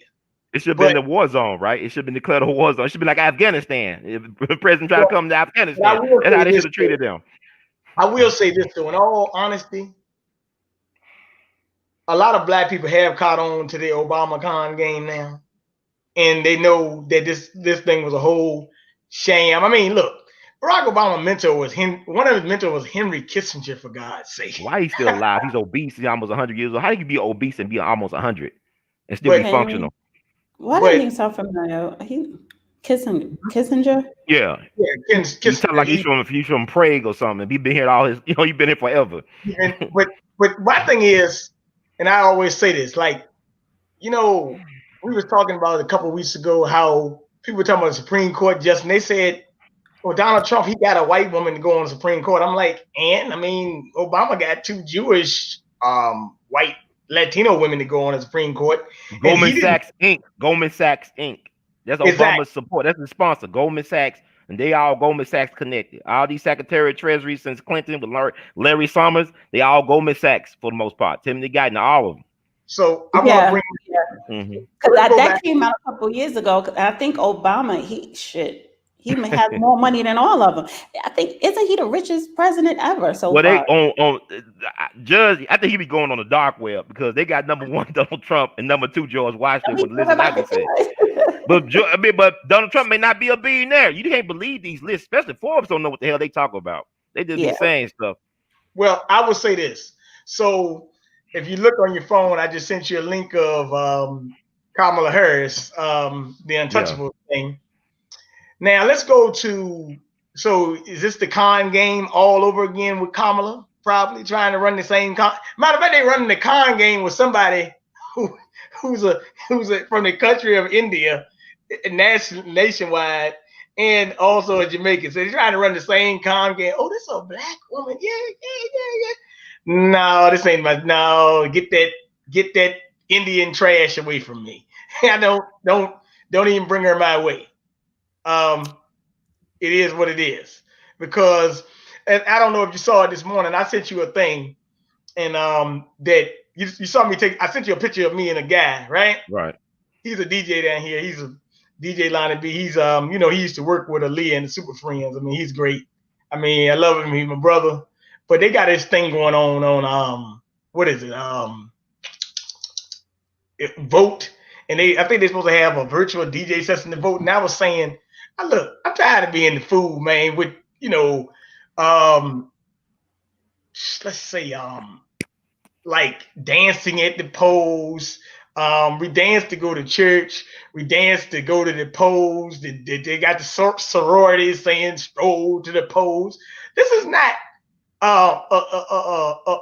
entertainment issue. When you make entertainment so popular, you desensitize everything, and I'm getting sick and tired of seeing get your booty to the poll, vote or die, P. Diddy, LeBron.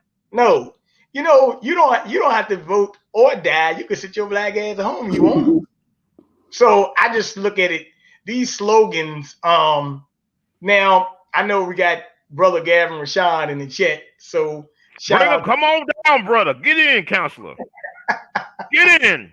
But I think but the voting thing is actually getting played out the way they get it. And that's why the other day I was having a conversation with a sister, and she had a conversation. She was like, I am so disappointed that Donald Trump is probably going to win this election because the Latino community has turned their back on us. I said, no. They never did that. She was like, I said, never turn your back on you. They don't vote. Been with us. There's that black and brown. I said, no, black and brown, that's just something to fool you. Of course, LeBron James got a commercial out there that's saying real Russian bots.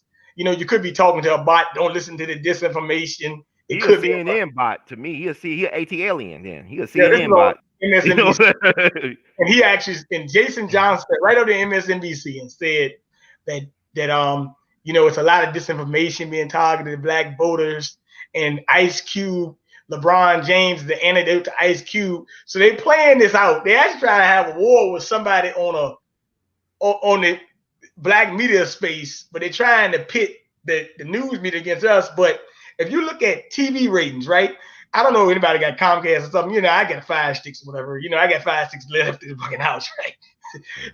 The TV ratings is down. That's why your Comcast bill might be $200 or $300 because ain't nobody watching that shit. Everybody's on YouTube. Yeah, that's where the real news that actually still for the most part. I think I turned the news on for the first time all week. If I do turn the TV on, CNBC or sports. Like I do not watch, or C-SPAN. I love C-SPAN. Yeah, I like C-SPAN. Great. All that other, it's like if CNN, they just want you to live in fear. They think that everyone's going to die from coronavirus. But let me just say something real quick about Kamala Harris, because when she was running for president, I was done with her when she did the interview with the griot. Okay. And she was like, and she did it with the black girl. She was like, she was like, I'm not just going to do public policy just for black people. I'm going to do public policy for all Americans. Because he asked her a question are you going to have policies specific for black? She was like, no, I'm going to have policies for all Americans, not just for black. And I was done with her then. It's like, oh, okay. Because everybody else, LGBTQ, they want their own separate public policies. Latinos, they want their own separate policies. Illegal immigrants want their own separate policies. DACA, and she was somebody posted on Twitter, I think it was sometime a couple days ago, she was saying how we should vote because our ancestors could not. And that's reason one. And reason two, because we want to make DACA children like permanent residents or whatever. And that scares me. No, if you're an illegal immigrant, you should, an illegal person here in America, you should not be here. You should not be able to allow to just automatically get citizenship. Yeah, I do have a problem with children being separated from their parents at the border, where you could have kept them in the cage with their children. You ain't had to separate them, but put them, detain them, and send them back.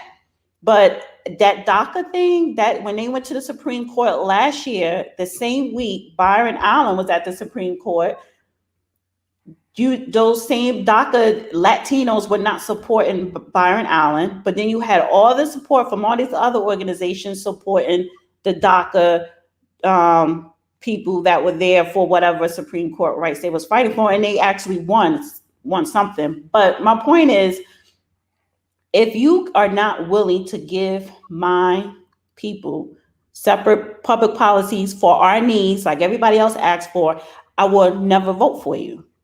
That's why I will say I am voting for Donald Trump, because yes, he's crazy or whatever, and he's entertaining. But if you talk to him and say, we need this because of this and because of this, he will at least do an executive order if Congress don't pass it. The problem that I have with the Black people that surround him, they act like racism don't exist. Those are some straight coons with that Reverend Boule. They the Boule. Boule coons. The Jack and Jill gatekeepers, yeah.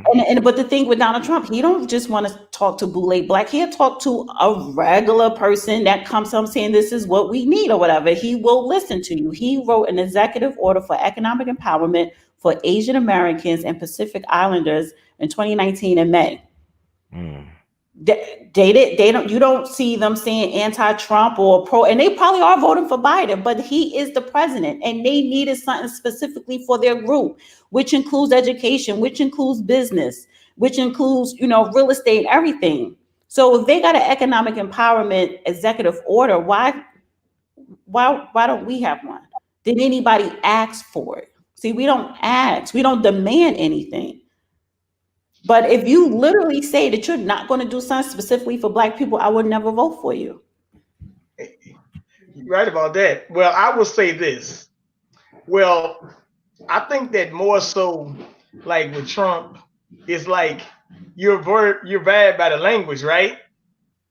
But to me, I just look at him as like somebody I'm talking in the streets. So, I mean, I don't really care about the language. As a matter of fact, everybody got all worked up about Jared Kushner this week.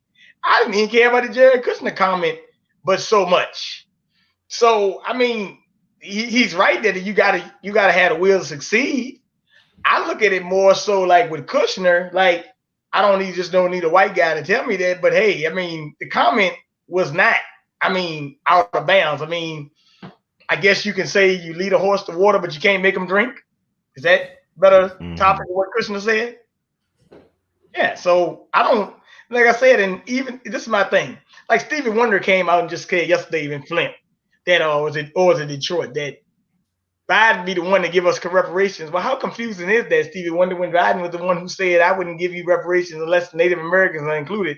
Not talking about the Native Americans enslaved Black folks. Not talking about that Native Americans already got policies under the Obama administration. So do they need any more? I mean, down here, they're trying to make casinos down here in Virginia. I mean, matter of fact, they're probably already doing it, as a matter of fact. But what I'm saying, they have economic policy set in place. We don't want to go because, I don't like him. He's a racist. Why are we sharing what we need with people? Because Native Americans, like I have Native Americans heavy on my mother's side, probably on my father's side too. And my daughter and this is in North Carolina, and my daughter who was living in North Carolina started doing some research. And one of the tribes that we will have come from, she said, she spoke to the lead. She was like, yeah, you probably can't be a part of the tribe because you're not 100% blooded.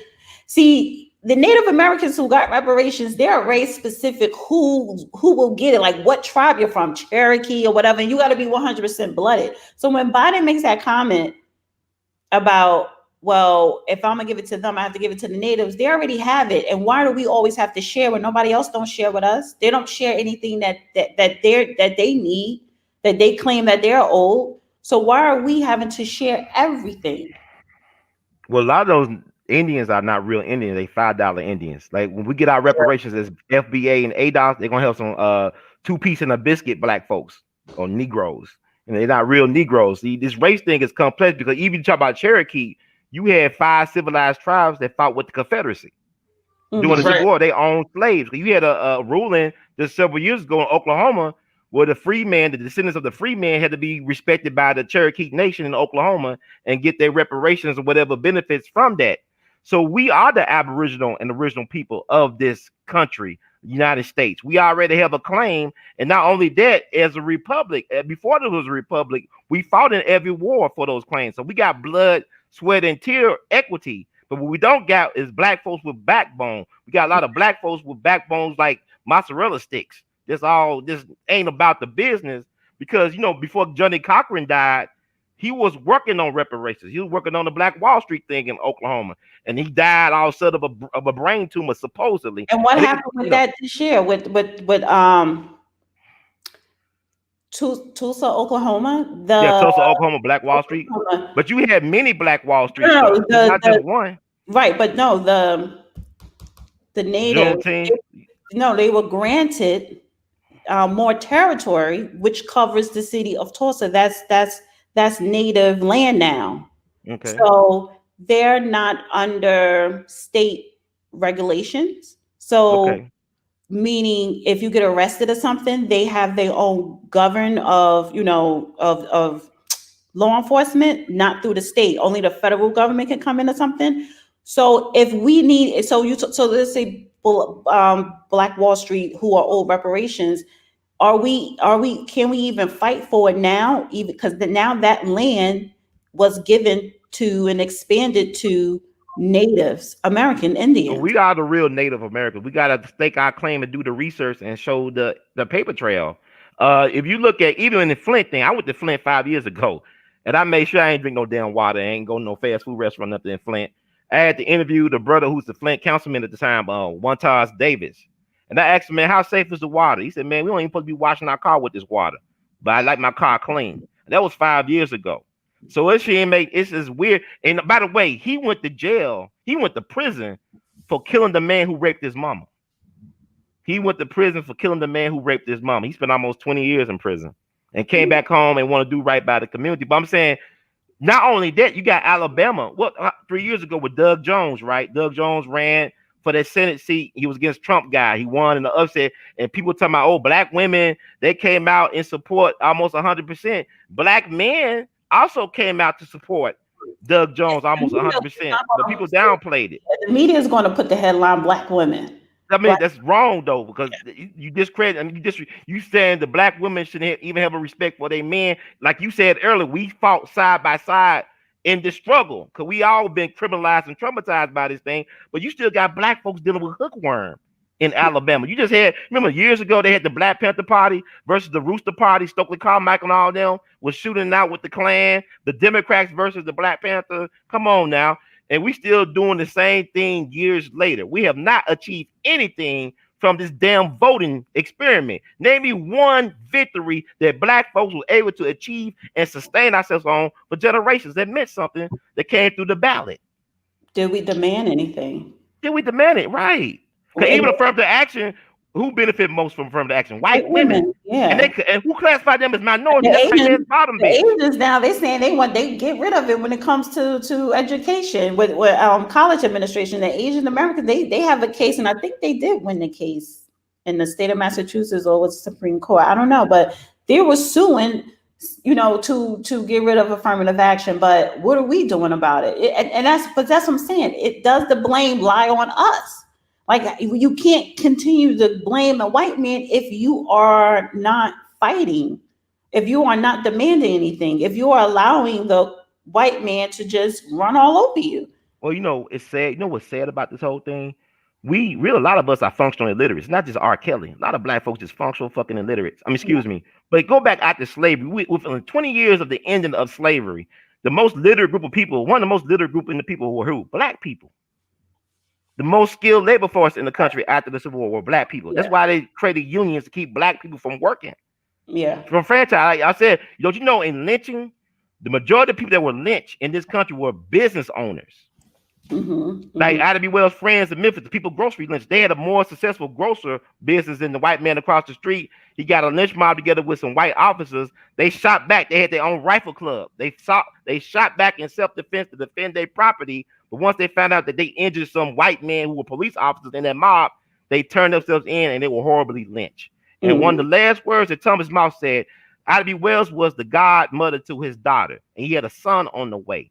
He asked the white man, "Can y'all let me go?" You had white newspapers there to witness this fucking extrajudicial killing of these black men who were upstanding citizens of this community. They were leaders, business owners. They were men trying to do right by black people. And he said, "If y'all won't spare my life, tell my people to go west. They cannot get any justice here."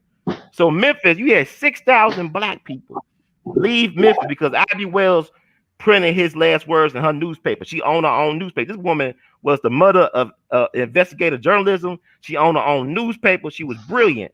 But she said, "Tell my people to go west. We can't get no justice here." You had 6,000 black folks leave Memphis. And guess what a lot of them ended up in? Tulsa, Oklahoma. Robert Church, the first black millionaire of the South in Memphis, he saved Memphis from destruction from the yellow fever. He helped set up black folks in Tulsa, Oklahoma, Black Wall Street. This man was almost killed on Beale Street in his saloon during the Memphis Race Massacre, 1866. And I tell people all the time, all massacres and riots were started by police misconduct. Every single riot started by police misconduct. I want to bring up two separate things, but it's funny because, I think we don't know enough about Ida B. Wells. I love her, man. She's a great woman. Oh my God. And all that work she did, and all black people. You can't hear me? I can hear you. Okay. So all that work she did, right? And but all those presidents, Republican or Democrat, that sat in that office from, let's say, 1912 until today, right? Forget today with Senator Cory Booker and that fucking lynch bill, but they always promised a lynch bill and they never passed it, Republican or Democrat, which was a slap in our face, right? But black people always fought. And then the second thing I want to say, as far as Tulsa, Oklahoma, because I read something. I was doing a little bit of research because this year when they were awarded land jurisdiction, so it's under Tulsa, Oklahoma now is fully Native Indian land jurisdiction right now, and it was awarded to them this year. So when I was doing the research on the Black Wall Street, I didn't know. I think it was the very next town next to. I think it started with a G, Greenwood. I don't know. It's oil underneath that land. So whenever it is, and so this is me just trying to put two and two together in my own head. And it's like, that's interesting how black people who blossomed in Tulsa, Oklahoma, and in the surrounding areas, the Black Wall Street, and the reason why white people hated black people who were successful. Right. You had the government that did not protect black people, who actually bombed that city during the riots or whatever. But it's always a reason. It's always a reason behind everything when it comes to, especially with this government. It's a lot of oil underneath Tulsa, Oklahoma. You know what's funny? So you can't have black people owning. But you know what's interesting? Like, I talk to old timers, they tell you stuff. 'Cause a lot of things we're not good gatekeepers of our history, of our story, of our narratives. They told me those planes they used to bomb Black Wall Street were black-owned planes. Those are our planes they used against us because we had no militia. We fought back. We shot. We fought back. But I'm saying they use our planes, from my understanding, to bomb us. What company was on black planes? But Tulsa, Oklahoma, Black Wall Street, they had a lot. They were doing business internationally. They cut out the white middleman, and the white folks don't like that. You understand? Like, you think about the Osage Indian murders back in the 1920s, right? Osage Indians settled in Oklahoma territory. They were some of the wealthiest people per capita in the world because they was on oil. The white man thought it was useless land. But the nation, the Osage Nation, they took that land and found out it was oil. So what the white man did, they started marrying into the tribe and they started killing them people off one by one. Right. They're working on a movie about that, starring, I believe, I want to say Leonardo DiCaprio and Robert De Niro.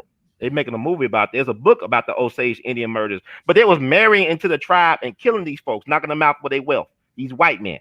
Right. And then if you look at in the land, like it's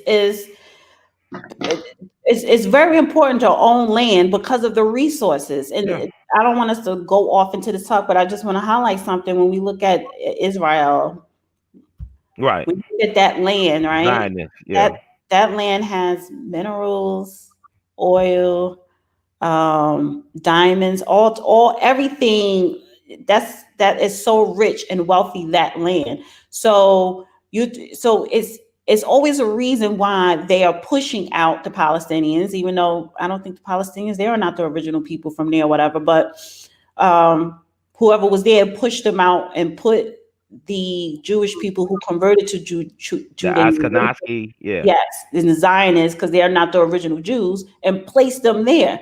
But you Well, look at that land, the richness and the resources that that land holds is wealth there. well, I'll So, tell you. Yeah. but my point is, and even when we look at the continent of Africa and what people are Hmm. doing now, the Chinese are over there and they're building a silk road in East Africa. A lot of times we don't know where to start when we're doing research. And I think, and this is my conclusion I came to, if you start with what does that land offer, what resources the actual dirt land offers, what resources does that land hold? And then you'll find out why you have civil war, why you have separation of people, discrimination, and, disenfranchisement and all this other stuff. Well, there's a couple of things. Like I think it's very important because people are very malnourished when it comes to our knowledge of self. And all the stuff you talk about, I love talking or hearing people like you speak because they bring all these images. I'm an artist, as you can tell, but I get all these vivid images. And I'm right in Memphis. If you ever come to Memphis, it's like I told Brother Bernard, he did himself a disservice not properly preparing. It's too much richness about our people in this part of the country. And right across the river from me, over in Arkansas, something happened 66 years ago. His brother named Isidore Banks, he was one of the wealthiest black landowners in Arkansas. His brother owned 3,000 acres of land, of prime real estate, over across the bridge near I-55, where they actually built I-55. President Eisenhower, his legacy is the creation of the interstate system.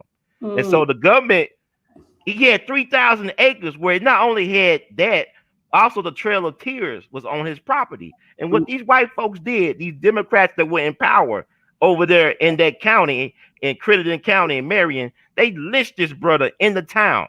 They not only lynched this black man, but they also burned his body beyond recognition. They blowtorched his arm out. They castrated him and put his phallus in his mouth and left him out there over a daytime to be tortured. And this was the county sheriff who did this, Cecil Goodwin, the DA, the 5 families. We had some Italians over there. They all conspired along with some black traitors and black nicks, as like Dr. Raymond Short would call them, to take this man out. The white folks took his land and the black folks took his businesses. But he also had a black-owned cotton gin that in today's money would have been worth millions of dollars. But it's like they show Queen Sugar on. You don't have to have that. That's the real thing. This black man had a cotton gin for black people to make money. He had all that land and killed him. Why did they kill him? For his land. Right. He refused to sell. The government wanted that land. And the wife was, that's a lot of land. That's taken from him. So all that land, that's generational wealth loss, family trauma, generational trauma. I talked to his granddaughter and his daughter who was 4 years old. She was put on a truck, headed up to St. Louis, said never come back here. So they took all his money. He had $93,000 in the bank back in 1954, and that money was stolen. You know what's crazy? The widow of the sheriff who killed him, she left her local church $8 million after she died. That's Isidore Banks' money. Not even take away generational wealth from his family, which they did, or from other black people. Exactly.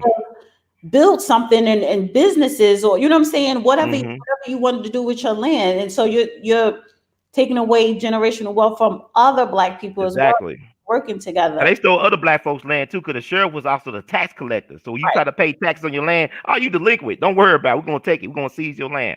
And then that's how they do it. With the Freedmen Bureau, right after slavery, the Freedmen Bureau Bank was set up, and a lot of former slaves put their money in there. And when some corruption stuff went on and the Freedmen Bureau went under, the federal government took that money And they wiped out the bank, and those people, those former slaves who put millions of dollars, I think at the time was probably $50 million, were gone. They're old reparations. You took their Right. life savings. And I read that in Dr. Claude Anderson book. Yeah, they still using that money. Trust me, they still using their interest off that money to this day. Yeah. Right. So Mhm. Let me those former slaves, you wiped out their generational wealth. You took their savings. So what did they, how did they live after? So when we look at welfare and we look at poor families now in the 70s and the 80s, living in the projects or just living in despair, and then you Mhm. go down through their family history, you come from a family who was just poor, right? Right. But it's a reason behind that, because at some point, let's just take one of the former slaves who put their money in the Freedman Bank. Let's Mhm. say they had $10,000, right? It was taken away from them in 1875, right? Mhm. I have no money. And now you passed the Supreme Court, Presley versus Ferguson. I can't own a home. I can't own land. I can't find a job unless I'm working in a cotton field, sharecropping. So, I can't regain that wealth back. I can't regain that livelihood to sustain my family for generations down the line. So you literally put those people in poverty then, and knew that their family generation was going to stay in poverty for decades and centuries to come, which is where we're at today. This is why what Ice Cube did was so important with the contract with Black America. He said, "What point of my people being taken care of? A majority of my people is catching hell, and they can't attain any generational wealth." And it's like, it's another thing. I just won't waste. I mean, you talk about Africa. It was a brother named George Washington Williams. This brother was a U.S. color troop during the American Civil War. He was 14 years old when he signed up to fight against the white supremacists. Right? He was like one of our first Black historians. This man was telling folks that the Congo was the promised land. He was a Renaissance man. He was a politician, lawyer, all that stuff. But he went over there. He thought that Black folks could resettle in the Congo. And then he ran up against what King Leopold was doing over there. People need to Google King Leopold. This Yeah. man confronted. This was a Black man who was born into slavery, who fought in the Civil War at the age of 14. He confronted King Leopold what the hell he was doing to Black folks. He was the first person to expose what they were doing to Black people in the Congo. He's Well, King buried in Leopold never England. went to the Congo, but he sent people there, and then they had the Black people there be overseers of all of the thousands and millions of the Black Yeah, workers. he exposed that though. He was one of the first people to expose. He met, I Right. believe, he actually met King Leopold but he exposed what was going on because he wanted to resettle there. But the thing about it is, they did a movie some years ago, not that long ago, with Tarzan, and Samuel Jackson played him. Oh yeah, So he was yeah. a real Black man, but we Oh, don't know our that was story. him. That was where okay. That's where his character That's came based from. on him. That's George Washington Okay, Williams. okay. Also was a Black man who was a U.S. color trooper and a lawyer from Kansas. He made a deal with the Queen of Madagascar. They were going to Hmm. set us up, and the white folks destroyed him. Hmm. The U.S. well, government, they destroyed that brother. let me Y'all can say look that something. up. Yeah. All of y'all, I don't know if Harris online, but I got to bring this topic up because I've been sending out, as I've been sending articles out all week. You see, they're saying they're gonna start sending the National Guard to certain cities. They had another protest last night in Vancouver, Washington. That's Washington State, I think. Okay. And they're saying that they're fearing election violence. As you know, Walmart was going to remove their guns off the shelf, but then they would have to do that for all Walmarts. So they said we only do it in isolated instances, right? Okay. So we have to be prepared, and still got Dana online, and men need to just form a wall around Dana too. But here's the problem.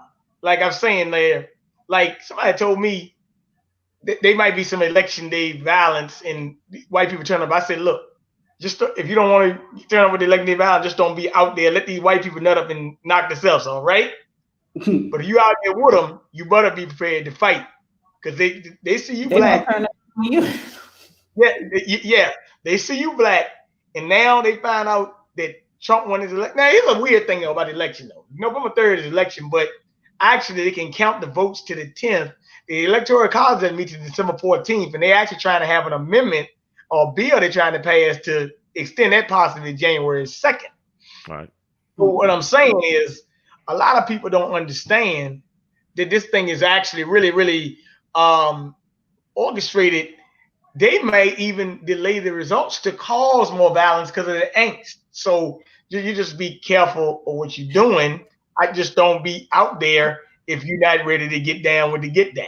I You know, don't I think even no told. one spoke on this either throughout YouTube or whatever, or mentioned this, but because a friend of mine, he owns guns, and he trained people on how to operate guns, or whatever.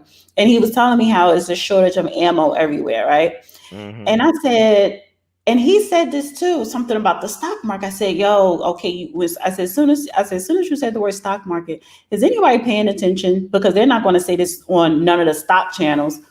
Did the stock go up for the NRA, the gun manufacturing companies, and the Okay. ammunition? This is a perfect time to put money in gun manufacturing companies and ammunition companies because everybody is buying up guns and ammunition. I mean, white people going to do what they want to, what they're going to do, but I don't understand why a whole bunch of black people. Well, let me just talk about in the tri-state area here. Why are you buying a whole bunch of guns? You live in a black area.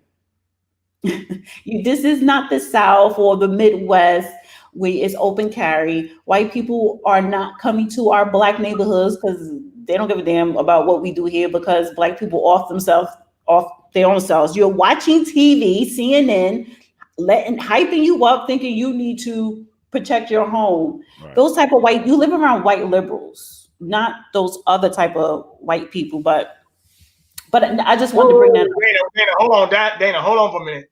Actually, to tell you the truth, all jokes aside, you say you want to live around white liberals, they might be the ones that they're gonna stick it to your ass though. Oh, You know, if we vote for Trump, probably. But I yeah. mean, but But they look, you know what I say? well, they they Let's have they at it. Let's they have live at in. it. Don't I ain't worried about that. Let's have at it. I Let's mean, see who well, the the best white thing. liberals they actually don't live among black people. They have their own suburban community. But the white liberals that do live in urban cities, they live in the gentrified downtown area. So it's still Yeah, separated, like up here. yeah. Like that's how we're separated from the white liberals. Like they don't live amongst us anyway. But I just thought about that. Like, what does the stock market look like for the gun manufacturing Well, companies? what was the first commodities traded on the stock market here in America? We were, Exactly. We just yeah, blood sport. We just black business, but not for black people. Business is good when it's in the black, but it doesn't benefit black people at all. We're not right. in a position to benefit from any of this. We're just collateral damage, cannon fodder, lab rats, and guinea pigs. And we got to understand you can't get no justice in the system that all they could do. You try to beg the devil for mercy. All the devil is qualified is to do is give you more hell. You're not gonna get Do you this think that justice we or should start liberation in acting the like system for the devil black people. ourselves to protect ourselves and our people? Huh? Say that again. Do you think that we should start acting like Yes. the devils ourselves to protect ourselves and our You got to people? speak their language. The Yeah, Democratic Party has a unique history of violence as it relates to black people. Think about the Wilmington race insurrection of 1898. You had the out of power Democrats, white Democrats, Dixiecrats, whatever, the forerunner to that. They overthrew the fusion government where you had whites and blacks working together that benefited black folks. You had black folks that owned land in Wilmington. You had black folks that owned businesses in Wilmington. You had black folks and Wilmington, black Delaware. supporters. Huh? Wilmington, Delaware. Yeah, now Wilmington, North Carolina, excuse me. That's where Michael Oh, Jordan North was Carolina. raised. But Okay. also Wilmington, North Carolina is where David Yeah, Walker, who wrote The Appeal, is from. yeah. Didn't Back in white the people day. come in and destroy that Huh? city? The white people came in and killed off the black Yeah, the people. Democrats, they ran them Yeah. out. They took their land, they seized their land. Cause it was they destroyed their businesses and they threw them Wait out a of minute. So why power. are the Democrats? Listen, why are the Democrats? They use that story and make it seem like it's the Republicans. That's No, how you Republicans had were our party. gerrymander and all People this other Lincoln. stuff. We were part of the Black and Tan faction. We was a part of the Republican Party. That was Oh, our party. they when they tell that story, they make it seem But it like, was Democrats that did that. but I'm in Memphis right now. The Democrats created the Klan. You had Albert Pike, this fat Paul Bunyan Santa Claus looking dude from Boston, was a Confederate general over Cherokee Indians. He was living in Memphis and Shelby County back in the 1860s. This guy is a third degree Scottish Rite Freemason. And the first Grand Wizard of the Klan was Nathan Bedford Forrest, who was buried on Union Avenue in Memphis. He was one of the biggest slave traders in all of America. He was a proud Democrat. You understand? He was a Right. delegate of the 1868 convention, but the Ku Klux Klan was founded by the Democrats. Right, but Abraham the Lincoln, vice Democrats today, president. they Huh? try. That's what I'm saying. The Democrats today, they're the ones who are creating this race war because they're Exactly. trying to be the party of social justice, and It it's never like, was and then that. they try to say that, oh, those racist Democrats went to the Republican Party. No, they did not. No, They stayed. it They still stayed. stayed. You I know what? interviewed last week. I interviewed someone, Vernon Robinson Mm-hmm. Jr. Mm-hmm. book, Coming Home, how Oh yeah, it was a good show. It was a great show. Yeah. but yeah, very he knows how to talk and what to say, what not to say, but he's very factual, and I like his book. But it kind of opened my eyes to, damn, I didn't know, oh, this was happening in the Democratic Party, or this, when you understand the history of the Democratic Party and understand that those people didn't flip to the Republican side, and how the Democrats make it seem like the Republican is so bad and so racist. No. And I played into that. I grew up believing that, and that's what I'm saying. It's a mind thing. But But you know the civil rights bills could not happen without the help of Republicans back in the 60s. They there was helped a with the lot civil of rights bill. Democrat senators and The people in Southern Manifesto from 56. A lot of the who voted prominent against Democrats signed on that back in 56, said we're gonna be against integration. But go back to 1912, you talk about Ida B. Wells. You had our black leadership like Ida B. Wells, William Monroe Trotter, Dr. W.E.B. Du Bois. They endorsed Woodrow Wilson. The guy went to school with Thomas Dixon, the guy who wrote the book The Klansman, which led to the movie The Birth of a Nation. He said it was like writing history lightning. They said he was the next coming of Lincoln, and what he did, he resegregated the federal government and D.C. For decades, it stood like that. So that's a Democrat. And that's what I'm saying. No, when you go through history, presidents, it doesn't matter if they're Democrat or Republican, they lied to us. They both sides, you could say, betrayed us to a certain degree. It's like we always stood on our own. We know Let me say Memphis one is thing. interesting. Yeah, Let me say Memphis is one interesting. thing. Like you talking about the vote. We always had the franchise. Memphis, as long as we voted for Boss Crumps and the Democrats, we always had the franchise. They gave us watermelon and beer on election day and chicken, and we voted Democrat to our disgrace, but we never had the struggles of Birmingham or Montgomery here in Memphis, because long we voted Democrat, we was good. Is it true that Memphis, because Judge O'Brown said this, is majority of the voters, percentage wise, are black people in Memphis? We got a huge black population, but we don't vote in our interest a lot of times. It's a plantation. Right. So I'm like, how do you have the majority vote? And well, think about it. Majority don't say. You see, we always got this mindset of majority. The minority rules, but we're not the real minorities. We're not the real shareholders.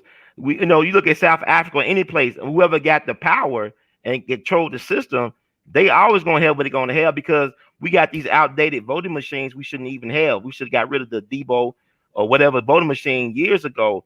But voting is not benefiting. Isn't like 80% all the people of Memphis, right? 80% it's like black, and 20%. We got a nice sized black majority. It's more of a black population than is a white population. Yeah, it's a chocolate city, yes.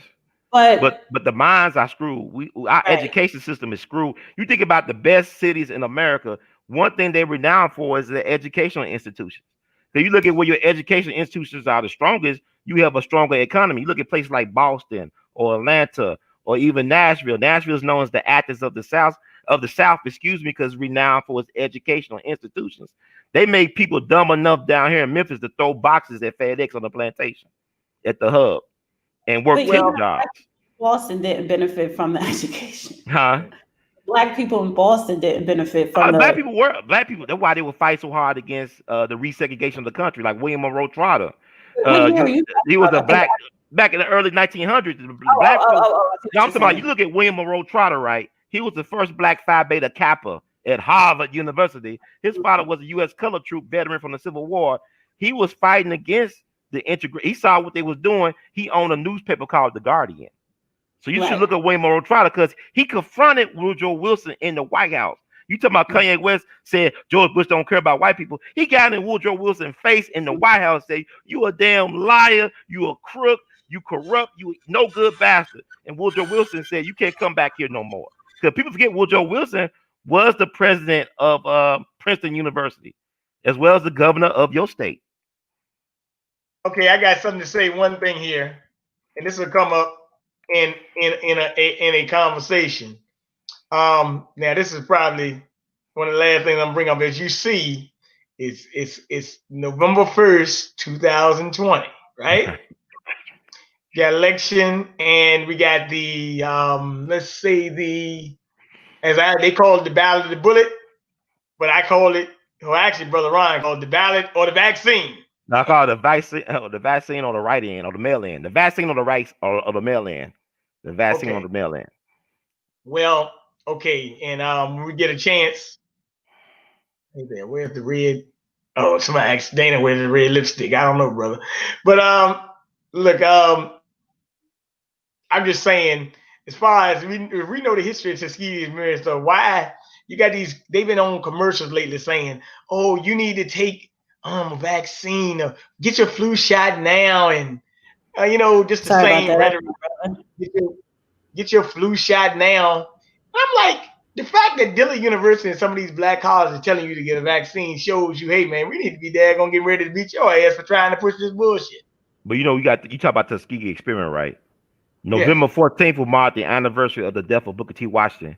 We still don't really know how he died, but the guy who replaced him was named Robert Moulton. He was a U.S. Army intelligence spy. You understand what I'm saying? Yeah. Because the person supposed to replace Booker T. Washington was his personal assistant, Emmett Scott. But he got overlooked, and they brought in Robert Moulton, who was U.S. Army intelligence. And that's how you got the Tuskegee thing set up. Because, the last speech that Booker T. Washington did before he died was at Yale, the home of Skull and Bones. They said they got the skull of Geronimo at Skull and Bones. George Prescott Bush allegedly stole his skull from his resting place and brought it back to Yale, and is at Skull and Bones. This is the patriarch of the Bush crime family, Prescott Bush, Nazi financier. I'm gonna ask Dana, what do you think about this thing with the black colleges, universities trying to push vaccinations? They are? God. Dillard University, another university, they are saying they even got commercials now. Well, are they pushing it for mandatory, or they're just encouraging people to get vaccinated?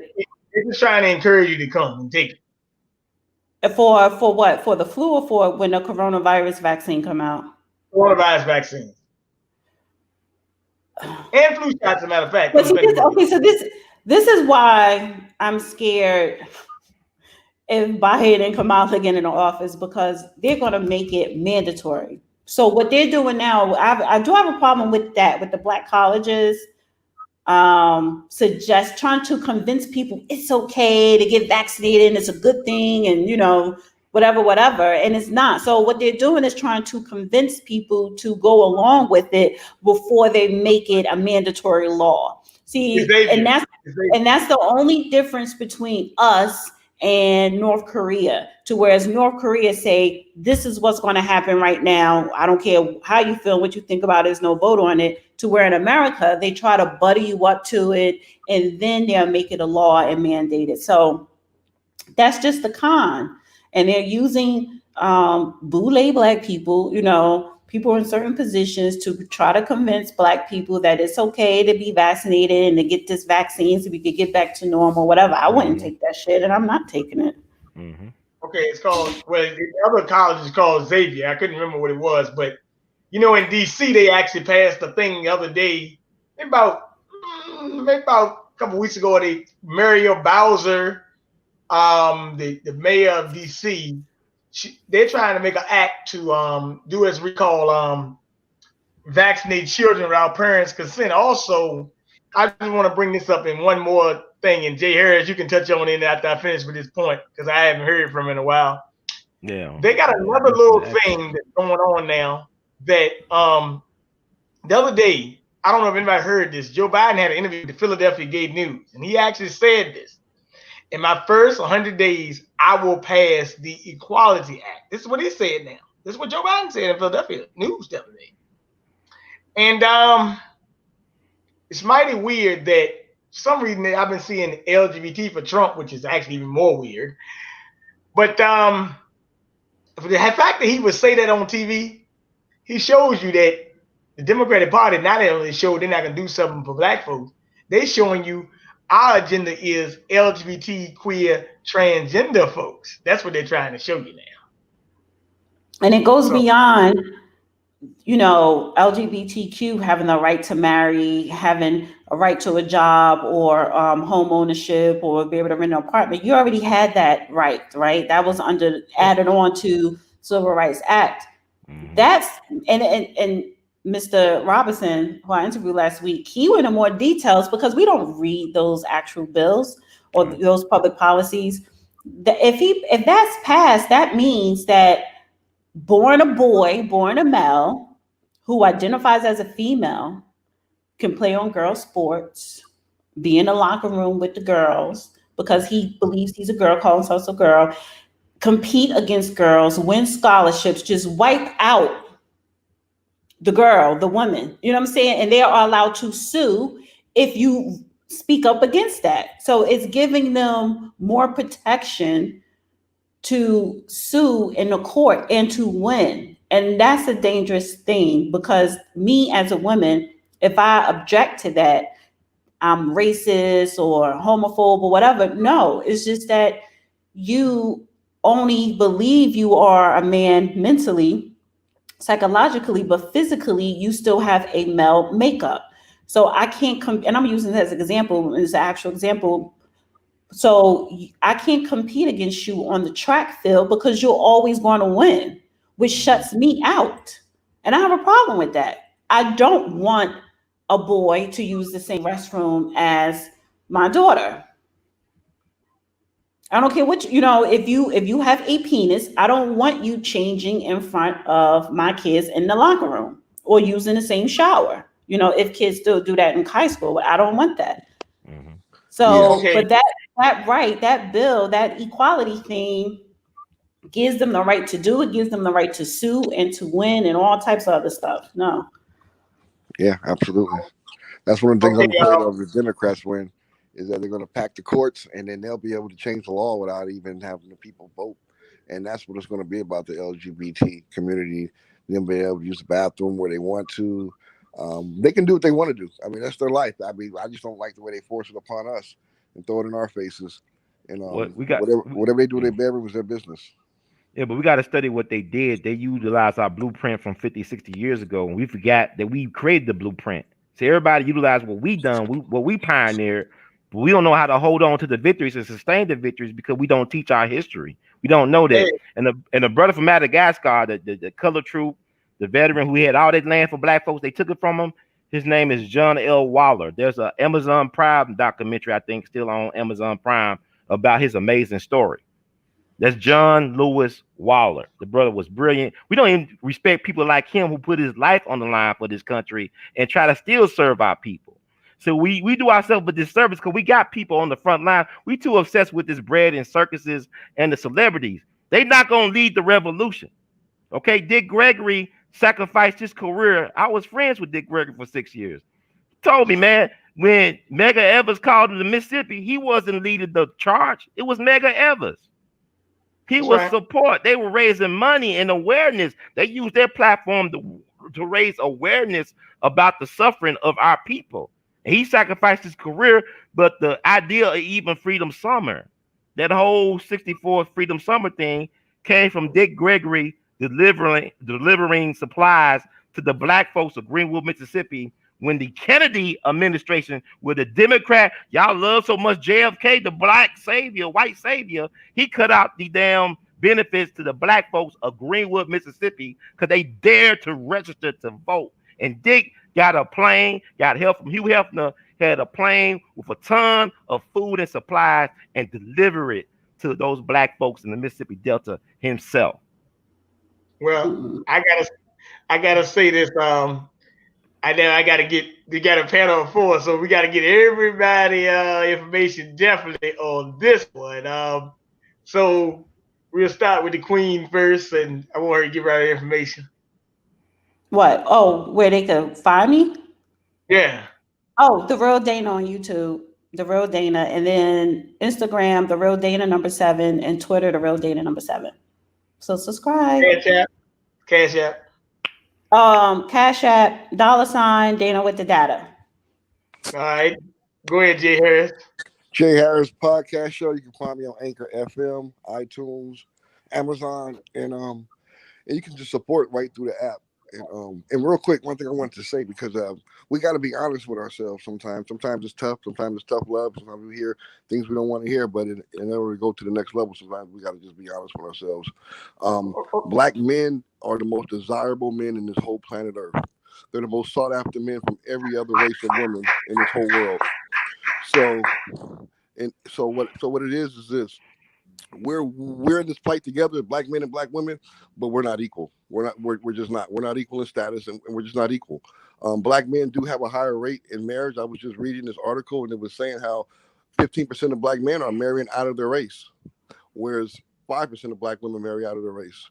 So whether they're married or not married, majority of black men have a spouse partner. They have a life partner who they're going to be with the rest of their life. Yeah, Most black women don't. That's wrong.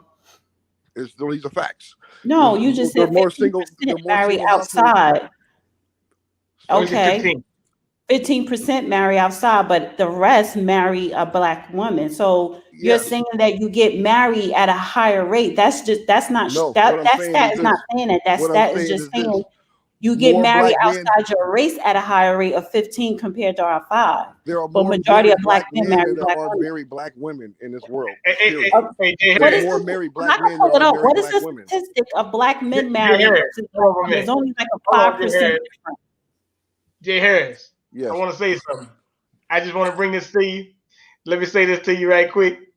You know, like you get her on your show and you interview her because she is great. You know, get her on your show. Bring Brother Ron on your show. I do. I definitely want to. I definitely want to talk to her. Men try to paint this picture that black men are marrying at this large rate. No, we're actually married and not marrying on the same level. If black men aren't married, it's because they don't want to get married. They have a life partner, though. Black women do not have a life partner. They're dying by themselves. You don't have those stats either. But you know what the stats say? 80% of black people marry each other.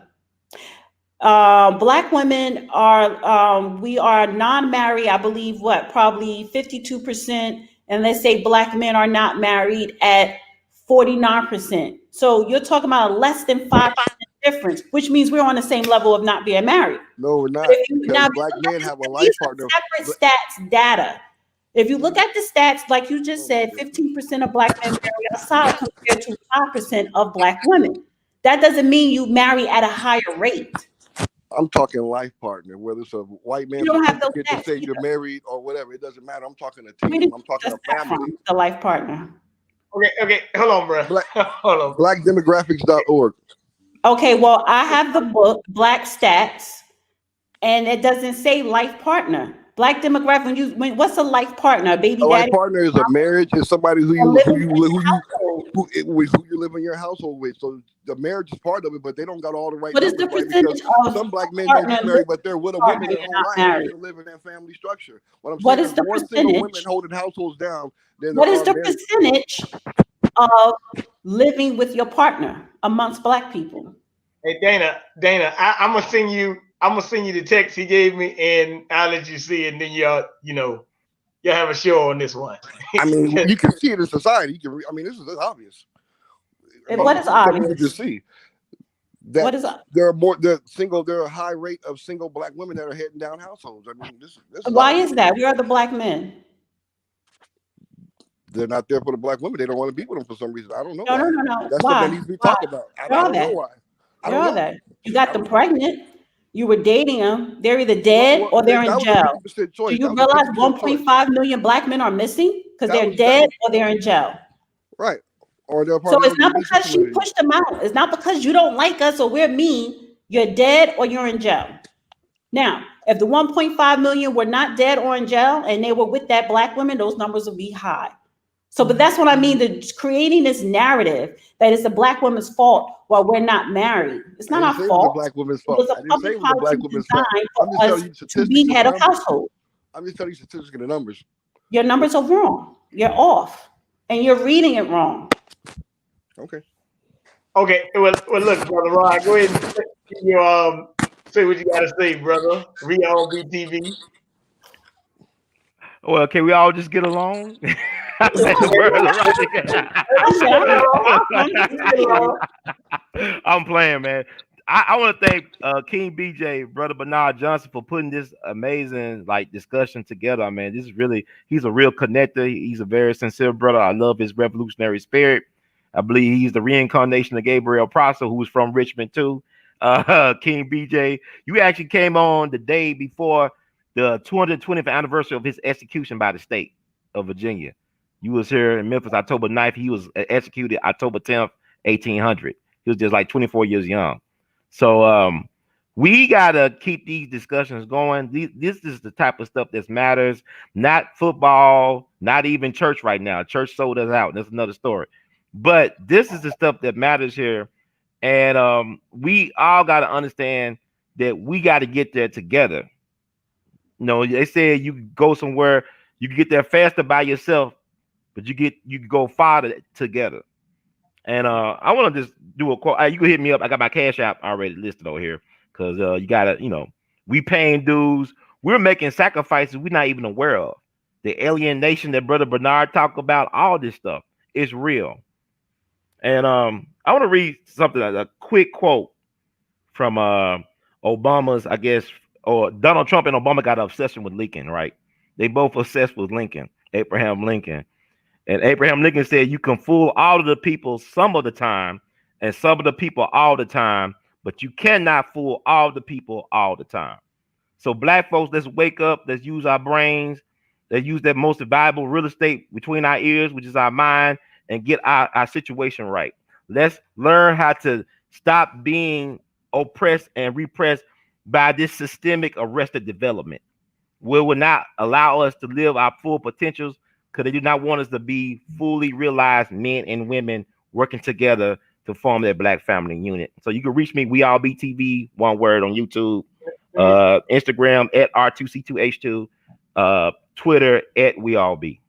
Well, let me say one thing. I actually, Brother Rod is supposed to be judge, but I'm so, hey, look, I did something like a lady told me you don't have enough women on your podcast, so I'm glad we got the real Dana on the podcast. Dana also, she was real. She is real. She is. I was surprised. Ron is like a walking Black history encyclopedia. That's why I love listening to your channel. I appreciate it. Well, I got to get Judge. Judge been giving some stuff. I don't know. I mean, we're just on the same page. Everybody damn channel now. I'll let y'all talk though. I don't want to dominate the show. I'm sorry if y'all feel like I dominated or whatever. I was talking too much. No, I mean you were the guest. I just hopped on. So. Okay. And I just want to thank all of you. And Dana, get Dr. Short in your program. He's a great man. Put a disclaimer on there. Put a disclaimer. Just read a disclaimer. You be all right. Yeah. I put it in the description box. I'll put it on the screen. Yeah, they have them strolling down there. Y'all so afraid of Dr. Short though. It's the truth. Though. When you had him on a gel suit, that show, and he was but when I wrote down the name of the books he was saying. Very powerful. Yeah, there's so many books I gotta read though. But I mean, no, he knows what he's talking about. But I be sitting there like, oh my God, really? This really? Damn.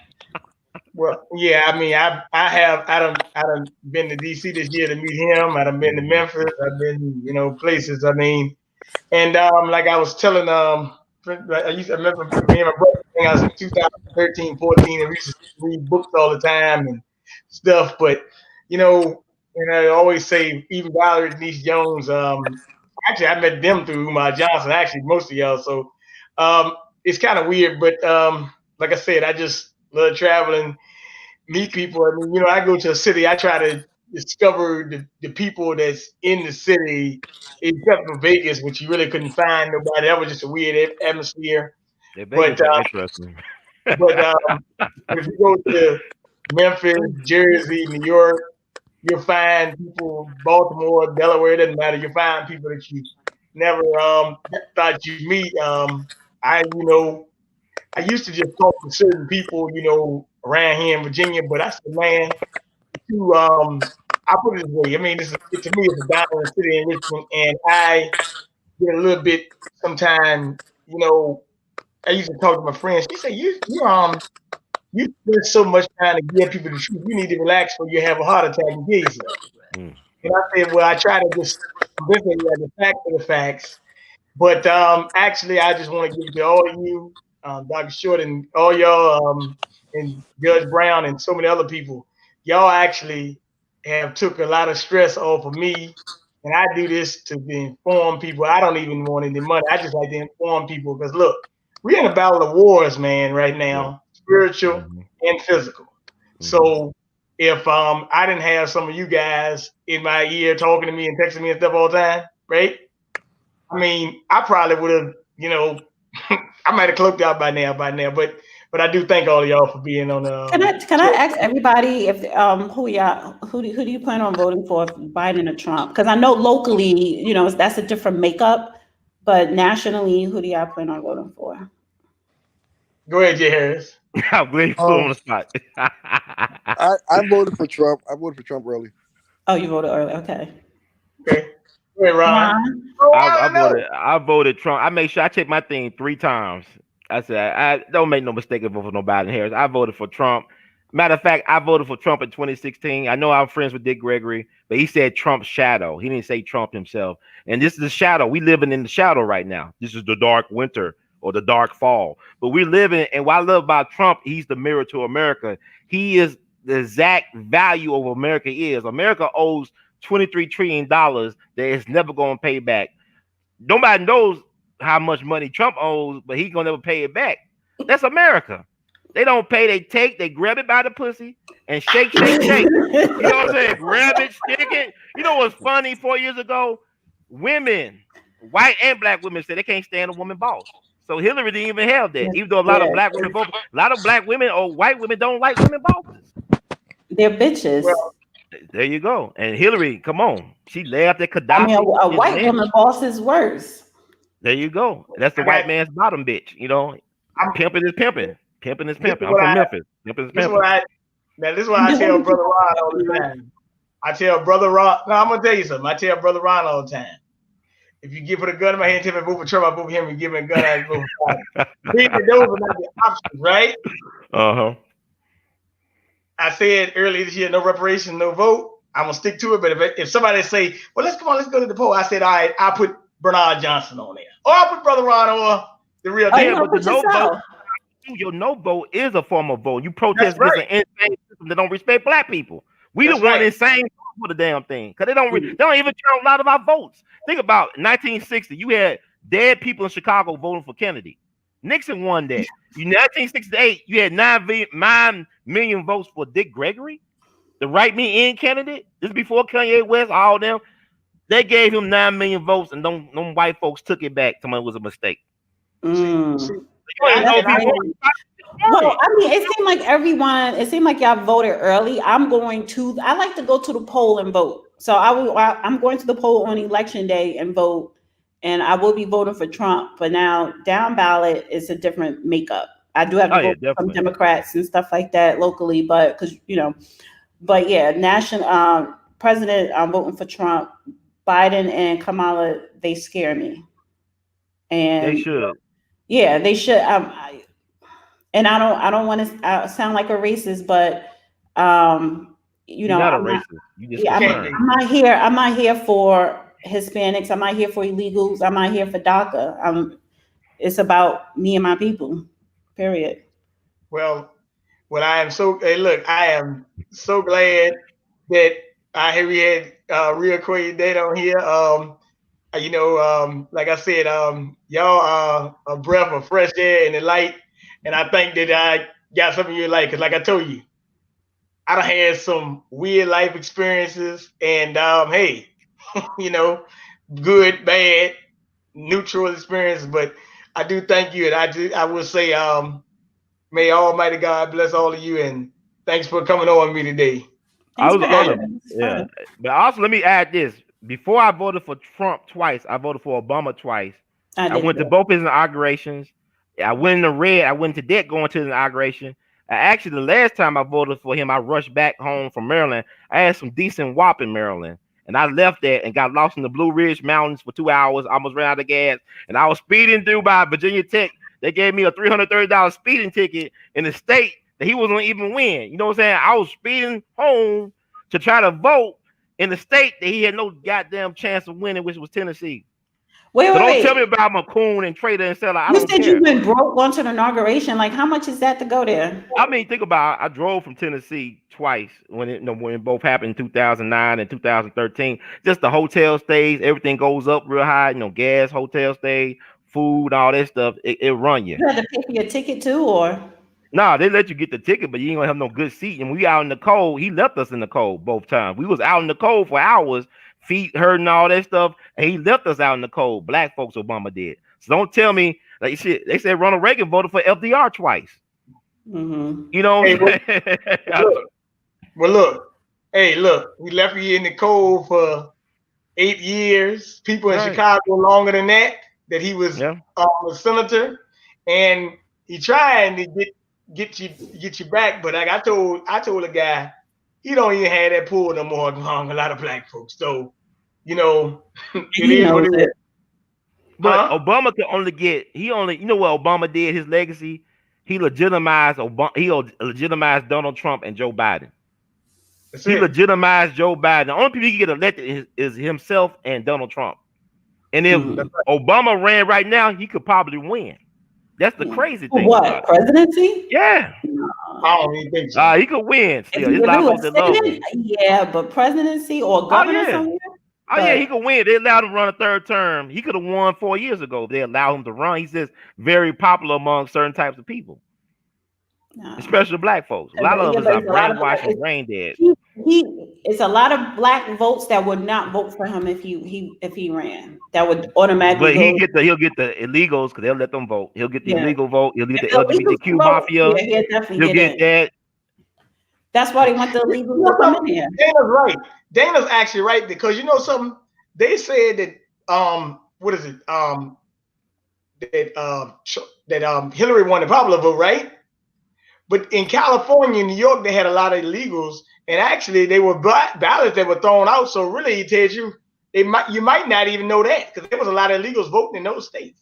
And they don't count out our votes anyway. Yeah, they don't count our votes. A lot of times mail-in votes don't get counted. Right. If Joe Biden come out and win, they're going to replace black people with illegals and Indians because Kamala Harris, she got that thing. She's trying to get in. Have that H-1B1 like crazy. Like, yeah, she's not for black people. Never was at all. She's an Asian American though. She claimed she's the first Asian American senator, right? All that bull crap. First Indian senator. Come on. Let me say something. What did Stalin say? It ain't about the votes. It's who counting the votes. Yep. That's right. But Jay Harris, Dana, and Brother Ron, thanks for blessing me with y'all presence today. Yep. I'm gonna send you an email. You said you can send me an email? I'm gonna send an email because I'm gonna do a show. Okay. And matter of fact, don't forget Dana has the 10K project that she's put out. Oh yeah, that's one of my sponsors, the 10K project. I'm gonna start promoting them Tuesday because I'm gonna be doing my Magado show, me and Number 9 on election night. Well, so actually, I'm gonna send y'all an email because I want y'all to pop in through Zoom on election night. That'd be awesome, man. Yeah, I don't think we're gonna find out who won though. It's gonna be we're not gonna find out who won, but like Brother DBJ said. Part of all that. Well, I call in Dana's show pretty frequently, so that would be you a super fan. You a real fan. I'm a fan of hers too. It's an honor to be on the same show as Dana. Like I just said that, right? I've been like, I like you for years, and I'm like, okay. Hey, what's wrong? Why can't get okay? No, man, this is another show. I ain't gonna even talk about this right now. This is weird. Oh my God, go talk about it. I thought we just don't know how to communicate with each other, man. Black men and black women, we need to try to get on the same page. You got one guy in Texas, one guy in Memphis, and she's in New Jersey. Everybody be safe and on election night and send us a Zoom link and we'll come in there. I will. We love y'all, man. Thank y'all, man. Thank you, King BJ, once again. Appreciate it. Black Power, brother. Black Power. You guys have a good day. Yeah, too. Man, you did a great job, man. All right, you too, brother. Well, you have a great day. I thank you for. I'm excellent. I worked out today, and I had this crazy show and love it. I'm about to share this show too, man. I'm about to upload it too. I gotta make sure this get out there too as well. You did a great job. All right, brother. Well, you take your time. You too, man. You take care. Have a great one. You too. Yes, sir.